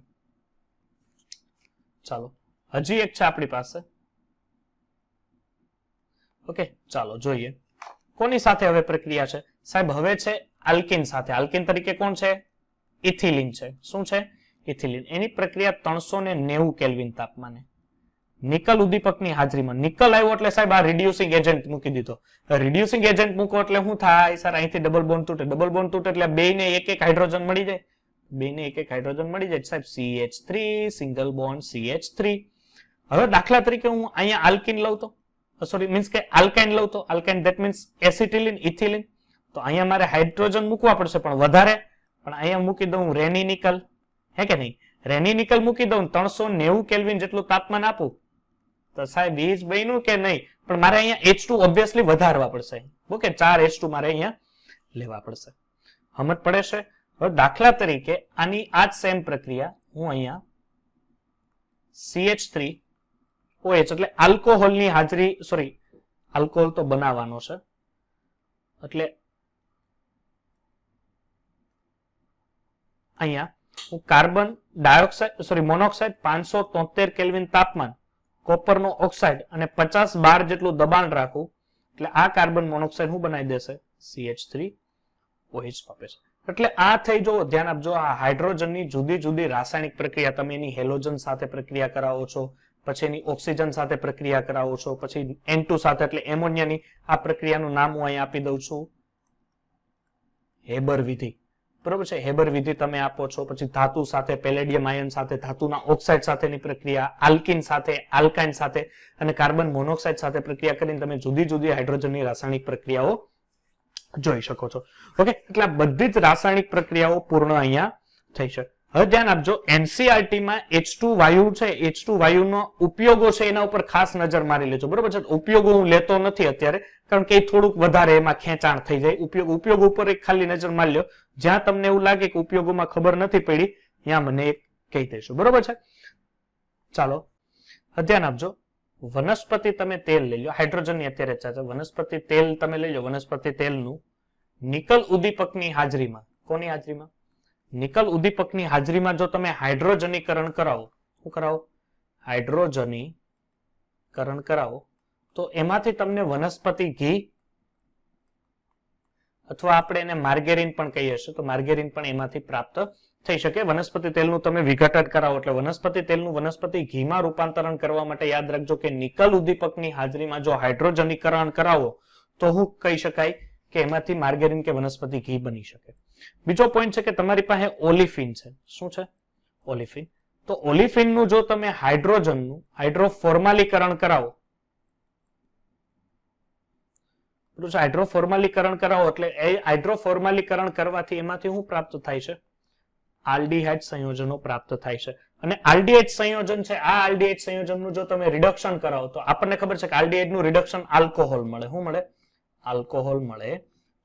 તો ધ્યાન આપજો, અહીંયા H2 છે, એની પ્રક્રિયા કાર્બન મોનોક્સાઇડ સાથે અને ઓલિફિન તરીકે RCH ડબલ બોન્ડ CH2 આ ઓલિફિન તરીકે લીધું. એટલે આથી પ્રક્રિયાથી શું મળશે? તમને આલ્ડીહાઇડ પ્રાપ્ત થશે. CH2 CH2 CHO. અને આ જે આલ્ડીહાઇડ છે, આ આલ્ડીહાઇડ નું હવે શું કરાવી નાખવાનું? રિડક્શન. હવે રિડક્શન જો તમે આલ્ડીહાઇડ નું કરાવશો H2 ની હાજરીમાં, રિડક્શન એને H2 ની હાજરીમાં જો તમે આનું રિડક્શન કરાવ્યું તો અહીંથી તમને શું પ્રાપ્ત થશે? R CH2 CH2 CH2 OH. આ આલ્ડીહાઇડ છે, આલ્ડીહાઇડ કમ્પાઉન્ડ શું થશે? આલ્કોહોલમાં રૂપાંતરણ પામે છે. ઓકે, એટલે આ હાઇડ્રોજનની અમુક જે માહિતી છે એ બધી માહિતી લગભગ અહીંયા પૂર્ણ થાય છે. હવે આપણે જે ભણવાના છે એ હાઇડ્રેટ સંયોજનો ભણવાના છે. બરોબર છે? હાઇડ્રેટ સંયોજનો 3 પ્રકારના હોય: ક્ષારીય અથવા આયનીય હાઇડ્રેટ, બીજો હોય આણવીય અથવા સહસંયોજક હાઇડ્રેટ, અને ત્રીજો હોય ધાત્વીય અથવા આંતરાલીય અથવા બિન તત્વયોમિતીય હાઇડ્રેટ. એમાંથી આપણે પેલો હાઇડ્રેટ છે એ છે ક્ષારીય હાઇડ્રેટ. તો ક્ષારીય હાઇડ્રેટ કોને કહેવાય?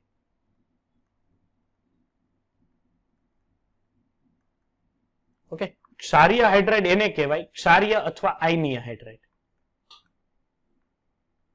ધ્યાન આપજો, ક્ષારીય અથવા આયનીય હાઇડ્રેટ. ક્ષારીય હાઇડ્રેટ એટલે કોને કહેવાય? કે જે એસ વિભાગના તત્વ સાથે હાઇડ્રોજન, ધ્યાન આપજો, એસ વિભાગના તત્વો સાથે જ્યારે જોડાય અને એની સાથે જોડાઈને જે સંયોજન બનાવે, બરોબર છે, એને શું કહેવાય છે? ક્ષારીય હાઇડ્રેટ તરીકે તમે એને ગણી શકો છો. ઓકે, હવે ક્ષારીય હાઇડ્રેટ છે આપણને ખબર છે કે એસ વિભાગ તો 2 પ્રકારના હોય સર, આલ્કલી હોય અને આપણે કહી શકીએ આલ્કલાઇન છે. આલ્કલી એટલે કયો સમૂહ થાય? કે સમૂહ નંબર 1. આલ્કલી એટલે સમૂહ 1 અને આલ્કલાઇન એટલે આલ્કલાઇન, ઓકે, સમૂહ 2. હવે આલ્કલી છે, હાઇડ્રાઇડ એટલે શું થાય? હાઇડ્રાઇડ નો મીનિંગ કે H તમારો માઇનસ અવસ્થામાં હશે. તો અહીંયા ધાતુ છે +1 હોય અને MH પ્રકારના હાઇડ્રાઇડ બનાવે, અને આલ્કલાઇન છે MH2 પ્રકારના હાઇડ્રાઇડ બને. બીકોઝ ઓફ આલ્કલાઇન ની સામાન્ય ઓક્સિડેશન અવસ્થા ધાતુની +2 હોય અને આલ્કલી હોય તો એની +1 હોય. એટલે એ જુદા જુદા, દાખલા તરીકે લિથિયમ હાઇડ્રાઇડ છે, સોડિયમ હાઇડ્રાઇડ છે, આ બનાવે. પછી આવડા લોકો છે કેલ્શિયમ હાઇડ્રાઇડ છે, આ રીતના સ્ટ્રોન્શિયમ હાઇડ્રાઇડ છે, બેરિયમ હાઇડ્રાઇડ છે, BH2 પ્રકારના હાઇડ્રાઇડ બનાવે છે. અને આમની વચ્ચે ધ્યાન આપજો, સાર્થક સહસંયોજક બંધ હોય, બરોબર છે.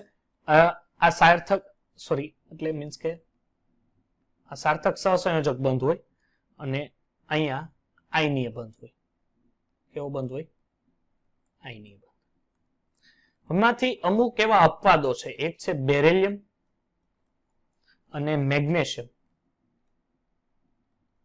ઈ એન્ટાઇમ્સ તમે લ્યો, કેવા એન્ટાઇમ્સ લ્યો, કે તેઓ આયનીય હાઇડ્રાઇડ બનાવતા નથી. આ અપવાદ છે, એક્સેપ્શન્સ છે. તેઓ આયનીય હાઇડ્રાઇડ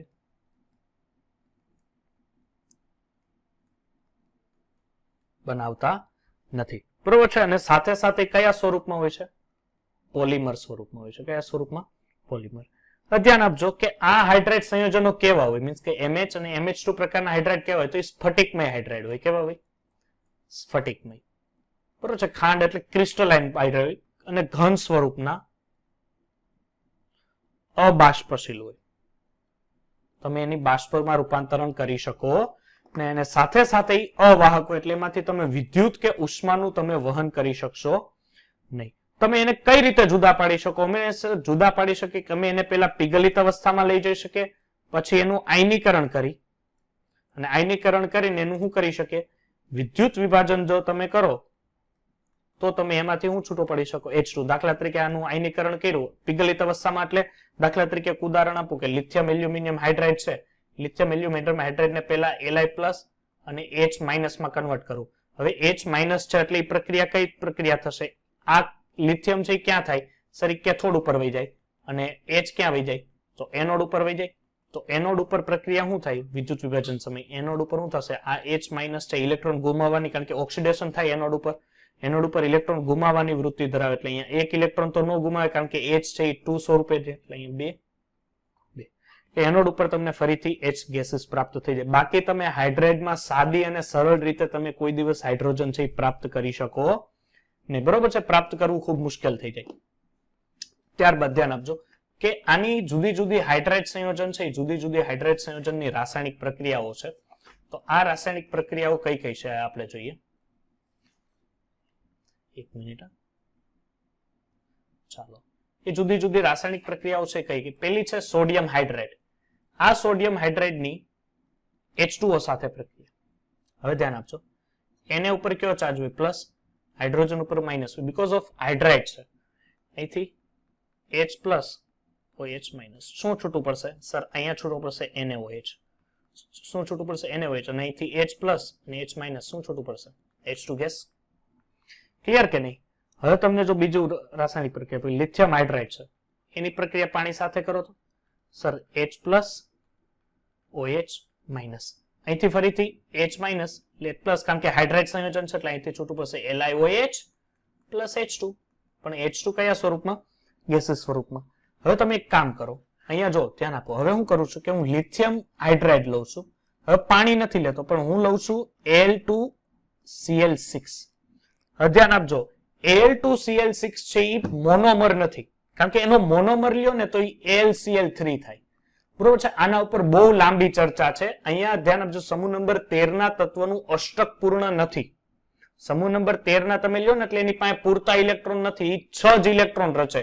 કારણ કે એલ્યુમિનિયમ અને 3 Cl હોય તો ઓબ્વિયસલી 6 ઇલેક્ટ્રોન. અષ્ટક ક્યારે પૂરું થાય? અષ્ટકના નિયમ પ્રમાણે કે અષ્ટક 8 ઇલેક્ટ્રોન હોય તો પૂરું થાય, પરંતુ અહીંયા 8 ઇલેક્ટ્રોન નથી, એટલે એની સ્ટેબિલિટી બનાવવા માટે ધ્યાન આપજો, આપણે S બ્લોક નથી ભણ્યા ને, S બ્લોકમાં આપણે વધારે P બ્લોકમાં વધારે ડીપમાં સમજે, પણ તમને એક વસ્તુ ખબર હશે કે આ મોનોમરની જગ્યાએ ડાયમર હું કામ આપે છે? એમની વચ્ચે એક બોન્ડ હોય. હવે જેને બોન્ડ આવડતો હોય ને એ મને કયો કે કયો બોન્ડ હોય એને કારણે એ ડાયમર સ્વરૂપની કયા બંધને કારણે એ સ્ટેબિલિટી વધારે આપે આ સંયોજનની. એટલે એ AlCl3 ની સાપેક્ષમાં Al2Cl6 અથવા BH3 ની સાપેક્ષમાં B2H6 છે વધારે સ્ટેબલ. જેને આવડતો હોય, જેવું કાચું પાતળું જેને, કારણ કે જેને આવડતો હશે એની થિયરી અને એનું વાંચન સારું હશે એવું હું માનીશ. કોઈ કહી શકશે?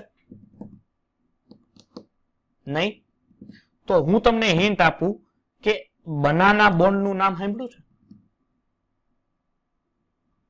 હલો, બનાના બોન્ડ નું નામ સાંભળ્યું છે? આમાં બનાના બોન્ડ હોય. કયો બંધ હોય? Banana bond. હવે બનાના બોન્ડમાં અત્યારે આપણે કોઈ માથાકૂટ નથી કરવાની, કારણ કે આપણે P બ્લોકમાં જોવાના છે. એટલે બનાના બોન્ડ કેમ બને છે P બ્લોકમાં ભણાવીશ. પણ અત્યારે સમજો કે આનું ડાયમર સ્વરૂપ છે. કયું છે? ડાયમર. તો સાહેબ આનું મોનોમર કયું થાય? મોનોમર થાય AlCl3. ડાયમર એટલે એના બમણા. ઓકે, એટલે એની સાથે પ્રક્રિયા કરો એટલે અહીંથી તમને આપશે આ લિથિયમ એલ્યુમિનિયમ હાઇડ્રાઇડ. શું આપશે? Lithium aluminium hydride. અને અહીંથી હું છૂટું પડશે AlCl. એટલે હવે જો લિથિયમ એલ્યુમિનિયમ હાઇડ્રાઇડ આપતો હોય તો અહીંયાથી એક વસ્તુ નોટિસ કરવાની એ રહે કે અહીંયા લિથિયમ એલ્યુમિનિયમ હાઇડ્રાઇડ કે છે તો H ની ઓક્સિડેશન અવસ્થા -1 થવી જોઈએ. અહીં લિથિયમની કેટલી હોય? +1. આની કેટલી હશે? આની +3 હશે, એટલે 4. તો આની -1 હોય તો જ આ સ્ટેબલ થતું. એટલે આ સંકીર્ણ સંયોજન તરીકે પણ ઘણીવાર આને ગણવામાં આવે. સંકીર્ણ સંયોજન તરીકે પણ ગણવામાં આવે. સેમ પોઝિશન જો આમ હોત તો લિથિયમ હાઇડ્રાઇડ અને B2H6, તો આ શું બનતા? લિથિયમ બોરોહાઇડ્રાઇડ, હે કે નહીં? એવું સંયોજન બનતું લિથિયમ બોરોહાઇડ્રાઇડ. હજી એક પોઈન્ટ યાદ રાખજો, ધ્યાન આપજો, આ બહુ હાઇડ્રાઇડ બહુ મહત્વનું છે. બરોબર છે? આમાંથી MCQ હાઇડ્રોજન ચેપ્ટરના MCQ માંથી આવા જે છે ને એ બધી થિયરિકલ, કારણ કે આ બધી વસ્તુ થિયરિકલ છે, આને તમારે વાંચન તમારે સમય વધારે આપવો પડશે. બરોબર છે? જેટલું વાંચશો એટલું આના માટે ઓછું છે, કારણ કે આમાંથી કઈ વસ્તુ ક્યારે એક્સેપ્શન્સ આવી જશે, ક્યારે પેલું આવી જશે, બધી વસ્તુ તમારે, એટલે મહેનત તમારે ખરેખર લાગે ઈઝી ચેપ્ટર, પણ મહેનત વધારે તમારી આ ચેપ્ટરો માંગી લેશે. બરોબર છે. ત્યારબાદ કે લિથિયમ છે, લિથિયમ હાઇડ્રાઇડ છે, સામાન્ય O2 અને Cl2 પ્રત્યે અપ્રતિક્રિયાત્મકતા દર્શાવે છે. ધ્યાન આપજો, લિથિયમ હાઇડ્રાઇડ હોય, જેટલા પોઈન્ટ મેં બધી ચોપડીમાંથી, બધી બુકોમાંથી અલગ અલગ પોઈન્ટ મેં ભેગા કરીને આમાં થિયરીમાં મેં મૂકેલા છે કે લિથિયમ હાઇડ્રાઇડ છે સામાન્ય તાપમાને એ O2 અને Cl2 પ્રત્યે અપ્રતિક્રિયાત્મકતા છે. અપ્રતિક્રિયાત્મકતા એટલે શું થશે કે એની સાથે પ્રક્રિયા નહીં કરે, પરંતુ જો ટેમ્પરેચર ફરે અને જો પ્રક્રિયા પરિસ્થિતિ ચેન્જ થાય તો એ પ્રક્રિયા કરી શકે છે. એટલે ખાલી સામાન્ય તાપમાનની મેં મારી રીતે શરત એ લોકો આપણને ચોપડીમાં આપીને, બુક્સમાં આપીને, રેફરન્સ બુકમાં આપીને નીકળી ગયા કે નોર્મલ ટેમ્પરેચરે Cl2 ને O2 સાથે લિથિયમ હાઇડ્રેટ પ્રક્રિયા નહીં કરે, પરંતુ એવું એ લોકોએ નથી કીધું કે જો ટેમ્પરેચર ફરે તો પ્રક્રિયા કરી શકે. તો તમારે માનવાનું રહે કે જો પ્રક્રિયા પરિસ્થિતિ ચેન્જ થાય અને જો કોઈ બહાર કોઈ દબાણ કે કોઈ ટેમ્પરેચર વધારો ઘટાડો કરે તો એની પ્રક્રિયા એની સાથે થઈ શકે છે, એને આપણે ના પાડી શકીએ. ઓકે, હવે આ હાઇડ્રાઇડ સંયોજનો છે કેવા, એના ભૌતિક ગુણધર્મની આપણે ચર્ચા કરીએ. તો એ ભૌતિક ગુણધર્મ પ્રમાણે સફેદ અથવા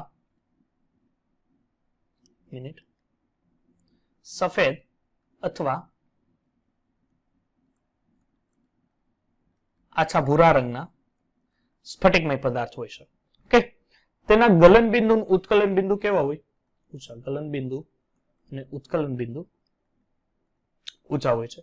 તે અનુવર્તી ધાતુ સાથે એની સાપેક્ષ એની ઘનતા વધારે. દાખલા તરીકે અહીંયા લિથિયમ હાઇડ્રાઇડ છે અને અહીંયા લિથિયમ છે, તો લિથિયમ હાઇડ્રાઇડ ની આ અનુવર્તી ધાતુ થઈ, તો એની સાપેક્ષમાં આની ઘનતા કેવી હોય? વધારે. ધેટ મીન્સ હું આમ લખી શકું ભાઈ આ હાઇડ્રાઇડ છે ને આ M છે, તો આની ઘનતા કોની વધારે હશે? હાઇડ્રાઇડ સંયોજનો હોય તો એની ઘનતા કેવી હોય? વધારે હોય. હવે જો ઉષ્મીય સ્થિરતાની ચર્ચા કરીએ, ઓકે, હવે દાખલા તરીકે શરૂઆત લિથિયમ હાઇડ્રાઇડ, પછી સોડિયમ હાઇડ્રાઇડ, એટલે આ સમૂહની ચર્ચા થઈ. પોટેશિયમ હાઇડ્રાઇડ, રૂબિડિયમ હાઇડ્રાઇડ અને સીઝિયમ હાઇડ્રાઇડ. તો આ સમૂહમાં ઉપરથી નીચે તરફ જતા હાઇડ્રાઇડ છે. સૌથી વધારે ઉષ્મીય સ્થિરતા લિથિયમ હાઇડ્રાઇડ, પછી સોડિયમ, પછી પોટેશિયમ, પછી રૂબિડિયમ અને પછી સીઝિયમ છે, એની સ્ટેબિલિટી હોય છે. અને જો પેલામાં લ્યો, કારણ કે પેલામાં તો ઉપવાસ એટલે કેલ્શિયમ હાઇડ્રાઇડ, કારણ કે સમૂહ નંબર 2 ની ચર્ચા કરીએ એટલે કેલ્શિયમ, પછી સ્ટ્રોન્શિયમ હાઇડ્રાઇડ અને પછી બેરિયમ હાઇડ્રાઇડ ની આ શું છે? ઉષ્મીય સ્થિરતા. હવે આયનીય હાઇડ્રાઇડ જલીય દ્રાવણમાં કેવા હોય છે? બેઝિક. તો આપણે લખી શકીએ આયનીય હાઇડ્રાઇડ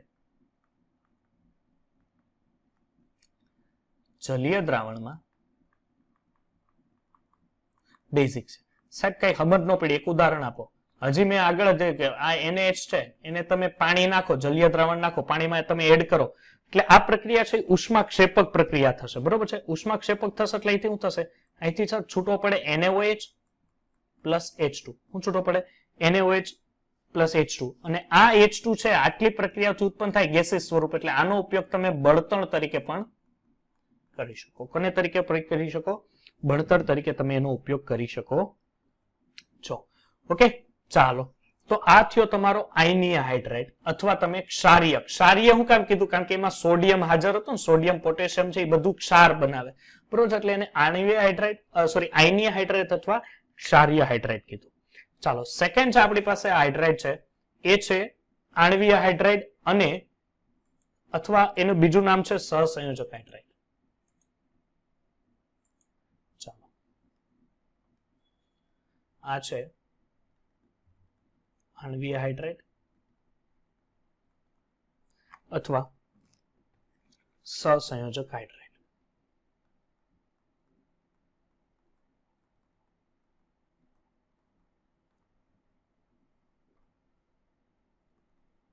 ઓકે, ચાલો જોઈએ. હવે પેલો મુદ્દો છે કે નિષ્ક્રિય વાયુ સિવાયના, ધ્યાન આપજો, નિષ્ક્રિય વાયુ સિવાયના લગભગ બધા તત્વો, લગભગ પણ કયા બધા તત્વો? ફક્ત પી વિભાગના જ. ઓકે, કેના? પી વિભાગના લગભગ બધા તત્વો આ પ્રકારના હાઇડ્રાઇડ બનાવે છે. બરોબર છે, લખતો નથી પણ આ પ્રકારના હાઇડ્રાઇડ સંયોજનો બનાવે છે. તો સમૂહ નંબર 13 થી ચાલુ થાય, આપણને ખબર છે પી બ્લોક 13, 14, 15, 16, 17, 18મું લેવાનું નથી. 13 માં કોણ કોણ? તો BH3 છે, 14 માં CH4 છે, 15 માં NH3 છે, PH3 છે, પછી 16 માં H2O તમે લઈ લો, H2S લઈ લો, 17 માં HCl છે, અહીંયા તો HF આવશે ને, HF છે, HCl છે. આ બધા પ્રકારના હાઇડ્રાઇડ બનાવે. હવે આની અંદર પણ આ લોકોએ 3 વિભાગમાં એને હાઇડ્રાઇડને પાડ્યા છે. કયા કયા 3 વિભાગ? એક છે પેલું અપૂરતા ઇલેક્ટ્રોન વાળા હાઇડ્રાઇડ. કેવા? અપૂરતા ઇલેક્ટ્રોન ધરાવતા હાઇડ્રાઇડ. બીજો એને ભાગ પાડેલો છે પૂરતા ઇલેક્ટ્રોન ધરાવતા હાઇડ્રાઇડ. અને લાસ્ટ જે છે એ છે વધારાના ઇલેક્ટ્રોન વાળા, એટલે વધારે ઇલેક્ટ્રોન ધરાવતા હાઇડ્રાઇડ. કે 3 શ્રેણીમાં એ લોકોએ પાડેલા છે કે અપૂરતા ઇલેક્ટ્રોન ધરાવતા હાઇડ્રાઇડ, પૂરતા ઇલેક્ટ્રોન ધરાવતા હાઇડ્રાઇડ અને વધારાના ઇલેક્ટ્રોન ધરાવતા હાઇડ્રાઇડ. તો અપૂરતા ઇલેક્ટ્રોન ધરાવતા હાઇડ્રાઇડ કયો સમૂહ બનાવે? તો સમૂહ નંબર 13 ના તત્વો. સમૂહ 13 ના તત્વો છે એની પાસે અપૂરતા ઇલેક્ટ્રોન. દાખલા તરીકે અહીંયા હું લઈ લઉં છું બોરોન. હવે બોરોનની ઇલેક્ટ્રોન રચના શું હોય? સર, બોરોનની ઇલેક્ટ્રોન રચના હોય 1s2, 2s2, 2p1. ઓકે, આ ઇલેક્ટ્રોન રચના એની હોય. હવે શું થશે કે અહીંયા શું થાય કે બોરોન પાસે 3 ઇલેક્ટ્રોન હોય. બરોબર છે, અહીંયા 1 2 અને અહીંયા 1. બાહ્યતમ કક્ષામાંથી અહીંયા જાય, ઉત્તેજિત અવસ્થામાં જાય એટલે અહીંયા 1. હવે આની સાથે 3 હાઇડ્રોજન આવે. એ 3 હાઇડ્રોજન મેં અહીંયા રેડ કલર ને, પણ હજી પાસે આની પાસે એક કક્ષક શું હોય છે? ખાલી. એટલે શું થાય? બોરોન આ પોતાના 3 ઇલેક્ટ્રોન. ઓકે, હવે હાઇડ્રોજન શું કરે કે હાઇડ્રોજન પોતાના એક ઇલેક્ટ્રોન લઈને આવે. ઓકે, આ એક ઇલેક્ટ્રોન લઈને આવ્યા અને એમની વચ્ચે આ રીતના બંધ બની ગયો. પણ અહીંયા તમે એક વસ્તુ નોટિસ કરશો કે આની પાસે હવે ઇલેક્ટ્રોન નથી, કારણ કે હવે 6 ઇલેક્ટ્રોન, કારણ કે આ ખાલી રહીએ તો એ થોડુંક અષ્ટકપૂર્ણ કહેવાય. કહેવાય અષ્ટકપૂર્ણ? સાહેબ, એ અષ્ટકપૂર્ણ જ ન કહેવાય. એટલે અષ્ટક તો 8 પૂરું થાય. એટલે આ શું છે? આની પાસે ઇલેક્ટ્રોનની ખોટ છે, એટલે આ બંધારણ સ્ટેબલ કહેવાય નહીં. હજી સ્ટેબિલિટી લાવી કેમ ઈ પી બ્લોકમાં ભણશું, કારણ કે અત્યારે ભણી તો ખોટી આમાં વધારે એડ થઈ જાય. બરોબર, પી બ્લોકમાં ભણવાનું છે એટલે આપણે એના માટે આ ખાલી મૂકીએ. એટલે આ છે એ અસ્થિર અણુ કહેવાય. કેવો અણુ કહેવાય? અસ્થિર અણુ કહેવાય, BH3. એટલે BH3 ની સાપેક્ષમાં એને ઘણીવાર B2H6 સ્વરૂપે વધારે સ્ટેબિલિટી ગણવામાં આવે છે. બરોબર, એ સ્ટેબિલિટી કેમ આવે છે એ ભણવાની છે. હજી એક ઉદાહરણ છે AlH3. ઓકે, તો આ પણ કેવો છે? અપૂરતા ઇલેક્ટ્રોન ધરાવતો હાઇડ્રાઇડ છે. ચાલો, હવે પછી સેકન્ડ છે કે પૂરતા ઇલેક્ટ્રોન ધરાવતો હાઇડ્રાઇડ, ધેટ મીન્સ CH4, જેને પરિશુદ્ધ હાઇડ્રાઇડ કહેવાય. શું કહેવાય? પરિશુદ્ધ હાઇડ્રાઇડ કહેવાય. બરોબર છે. તો આ પરિશુદ્ધ હાઇડ્રાઇડ કેવો હોય? દાખલા તરીકે આમાં અષ્ટક પૂર્ણ, અહીંયા હું લખી નાખું. બરોબર છે, આની અંદર અષ્ટક અપૂર્ણ હોય. તો આની અંદર સર, આની અંદર તો અષ્ટક પૂર્ણ હોય. કેમ સાહેબ પૂર્ણ હોય? અરે ગાંડા, કાર્બનની સંયોજન ઇલેક્ટ્રોન રચના 1s2, 2s2, 2p2 આ રીતના હોય. 1 2 3 4. હવે બાહ્યતમ ઉત્તેજિત અવસ્થામાં લઈ જાવ, ઉત્તેજિત અવસ્થામાં લઈ જાવ એટલે શું થશે? અહીં 1 2 3 અને 4, અને પછી શું કરશે? 4 4 હાઇડ્રોજન આવે. 1 2 3 4, બધું કમ્પ્લીટ ફૂલી ફિલ્ડ થઈ ગયું. એટલે અહીંયા H, અહીંયા H, અહીંયા H અને અહીંયા H. 4 4 જો 1 2 3 4 5 6 7 અને 8. 8 ઇલેક્ટ્રોન કમ્પલસરી ભરાયેલા છે, એટલે આનું અષ્ટક સંપૂર્ણપણે ભરાયેલું છે. હજી એક ઉદાહરણ આપું તો સિલિકોન હાઇડ્રાઇડ, હે કે નહીં?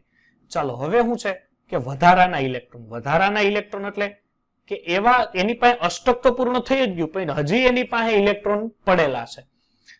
તો આને આપણે કહીશું કે અષ્ટક કરતા વધુ ઇલેક્ટ્રોન છે. અષ્ટક કરતા વધુ ઇલેક્ટ્રોન છે. અષ્ટક કરતા વધુ ઇલેક્ટ્રોન છે એની પાસે. તો શું કરશું? અષ્ટક કરતા વધારે ઇલેક્ટ્રોન છે તો જો ઉદાહરણ આપું NH3. એમાં નાઇટ્રોજનની ઇલેક્ટ્રોન રચના, ચલો 1s2 નથી લખતો, બરોબર છે, એની જગ્યાએ ડાયરેક્ટ હું હિલિયમ લખી દઉં છું દર વખતે. ઇલેક્ટ્રોન રચના થાય 2s2, 2p. એક જ મિનિટ, કારણ કે નાઇટ્રોજનનો પરમાણુ ક્રમાંક કેટલો થશે? 7, એટલે 2p3. હવે આને કોઈ વધારાને ઇલેક્ટ્રોન આપવાની જરૂર, એટલે મીન્સ કે ઉત્તેજિત અવસ્થામાં લઈ જવાની જરૂર નથી, કારણ કે અહીંયા 2 1 2 અને 3 હાઇડ્રોજન આવે. એટલે નાઇટ્રોજન પાસે અત્યારે 2 અયુગ્મિત તો છે જ અને સાથે સાથે 3 અહીંયા હાઇડ્રોજન આવ્યા, એટલે આ હજી કેવા છે? Lone pair. લોન પેર એટલે અયુગ્મિત ઇલેક્ટ્રોન. અષ્ટક પૂરું થઈ ગયું છતાં એની પાસે હજી ઇલેક્ટ્રોન પડેલા છે. ઓકે, એટલે આ સમૂહ નંબર 13 આપે. હજી H2 હોય છે, જો ઓક્સિજન પાસે હોય ને વધારાના ઇલેક્ટ્રોન, અષ્ટક પૂરું થઈ ગયા છતાં એની પાસે વધારાના ઇલેક્ટ્રોન છે, એટલે સમૂહ નંબર 15 અને 16 છે એ બે પાસે વધારાના ઇલેક્ટ્રોન છે. જ્યારે અપૂરતા ઇલેક્ટ્રોન ફક્ત ને ફક્ત સમૂહ નંબર 13 આપે. અષ્ટક એટલે પૂરતા ઇલેક્ટ્રોન છે એ સમૂહ નંબર 14 આપે, અને જ્યારે વધારાના ઇલેક્ટ્રોન છે એ સમૂહ નંબર 15 પણ આપી શકે અને 16 પણ આપી શકે. એટલે આ પ્રકારના હાઇડ્રેટ છે, જેને ધનિક હાઇડ્રેટ પણ કહેવાય છે. બરોબર છે? ધનિક એટલે કે હોય એની કરતા જેની પાસે વધારે હોય એને તમે ધનિક કહો છો. બરોબર છે? એટલે આ કેવા છે? ધનિક હાઇડ્રેટ સંયોજનો છે. ધ્યાન આપજો, અહીંથી આ જે સંયોજનો છે હાઇડ્રેટ સંયોજન, વધુ વિદ્યુત ઋણીય પરમાણુ, વધુ વિદ્યુત ઋણીય ઘટક આવર્ત કોષ્ટકમાં કોણ છે? ફ્લોરિન. ફ્લોરિન, ઓક્સિજન અને નાઇટ્રોજન. પાવલિંગ માપક્રમ પ્રમાણે ફ્લોરિનની વિદ્યુત ઋણતા કેટલી છે? 4. ક્લિયર છે? એટલે આ સંયોજનો છે એ જુદી જુદી, આ બધા હાઇડ્રેટ બને કેમ? દાખલા તરીકે આ એક હેબર વિધિથી, જો એક આ હેબર વિધિથી તમે હાઇડ્રેટ બનાવી શકો. ઓકે, સેકન્ડ છે કે તમે H2 લ્યો, એની પ્રક્રિયા X2 સાથે કરાવો એટલે HX આપણને ખબર છે, આ રીતના હાઇડ્રેટ બનાવી શકો. દાખલા તરીકે તમારી પાસે એલ્યુમિનિયમ કાર્બાઇડ છે. શું છે? Aluminium carbide. એની HCl સાથે પ્રક્રિયા કરો એટલે અહીંથી શું બનશે? AlCl3 અને CH4. બરોબર છે? સમીકરણ પછી સંતુલિત કરી લેજો. બીજી વસ્તુ કે આ જે હાઇડ્રેટ છે એના ગલન બિંદુ અને ઉત્કલન બિંદુ કેવા હોય છે? નીચા હોય છે. બરોબર છે? આણ્વીય હાઇડ્રેટ અને સંયોજક હાઇડ્રેટના ગલન બિંદુ અને ઉત્કલન બિંદુ કેવા હોય છે? નીચા હોય છે. આની સ્ટેબિલિટીનો જો ક્રમ આપીએ કે નહીં, આ સ્ટેબિલિટી તમે જો વધારાના ઇલેક્ટ્રોન છે એની સ્ટેબિલિટી, દાખલા તરીકે નાઇટ્રોજનમાં હાઇડ્રાઇડ છે, ફોસ્ફરસનો છે. બરોબર છે? બિસ્મથ આનું હાઇડ્રેટ નહીં બનાવે, મીન્સ કે બનાવશે પણ એ બિસ્મથ છે ખૂબ જ રેડિયો સક્રિય તત્વ છે, એટલે આપણે એને ન ગણીએ તો ચાલે. સૌથી વધારે સ્ટેબલ આ થશે, પછી આ, પછી આ. એટલે અહીંયા તમે 2 હાઇડ્રેટ સંયોજનો પૂરા કર્યા, એક આયનીય હાઇડ્રેટ અથવા ક્ષારીય હાઇડ્રેટ અને બીજું હતું આણ્વીય હાઇડ્રેટ અથવા બીજું સહસંયોજક હાઇડ્રેટ. કારણ કે આમની વચ્ચે સહસંયોજક બંધ બને છે. કયા બંધ બને? સહસંયોજક. એટલે તમે એને સહસંયોજક હાઇડ્રેટ તરીકે તમે એને ગણી શકો છો.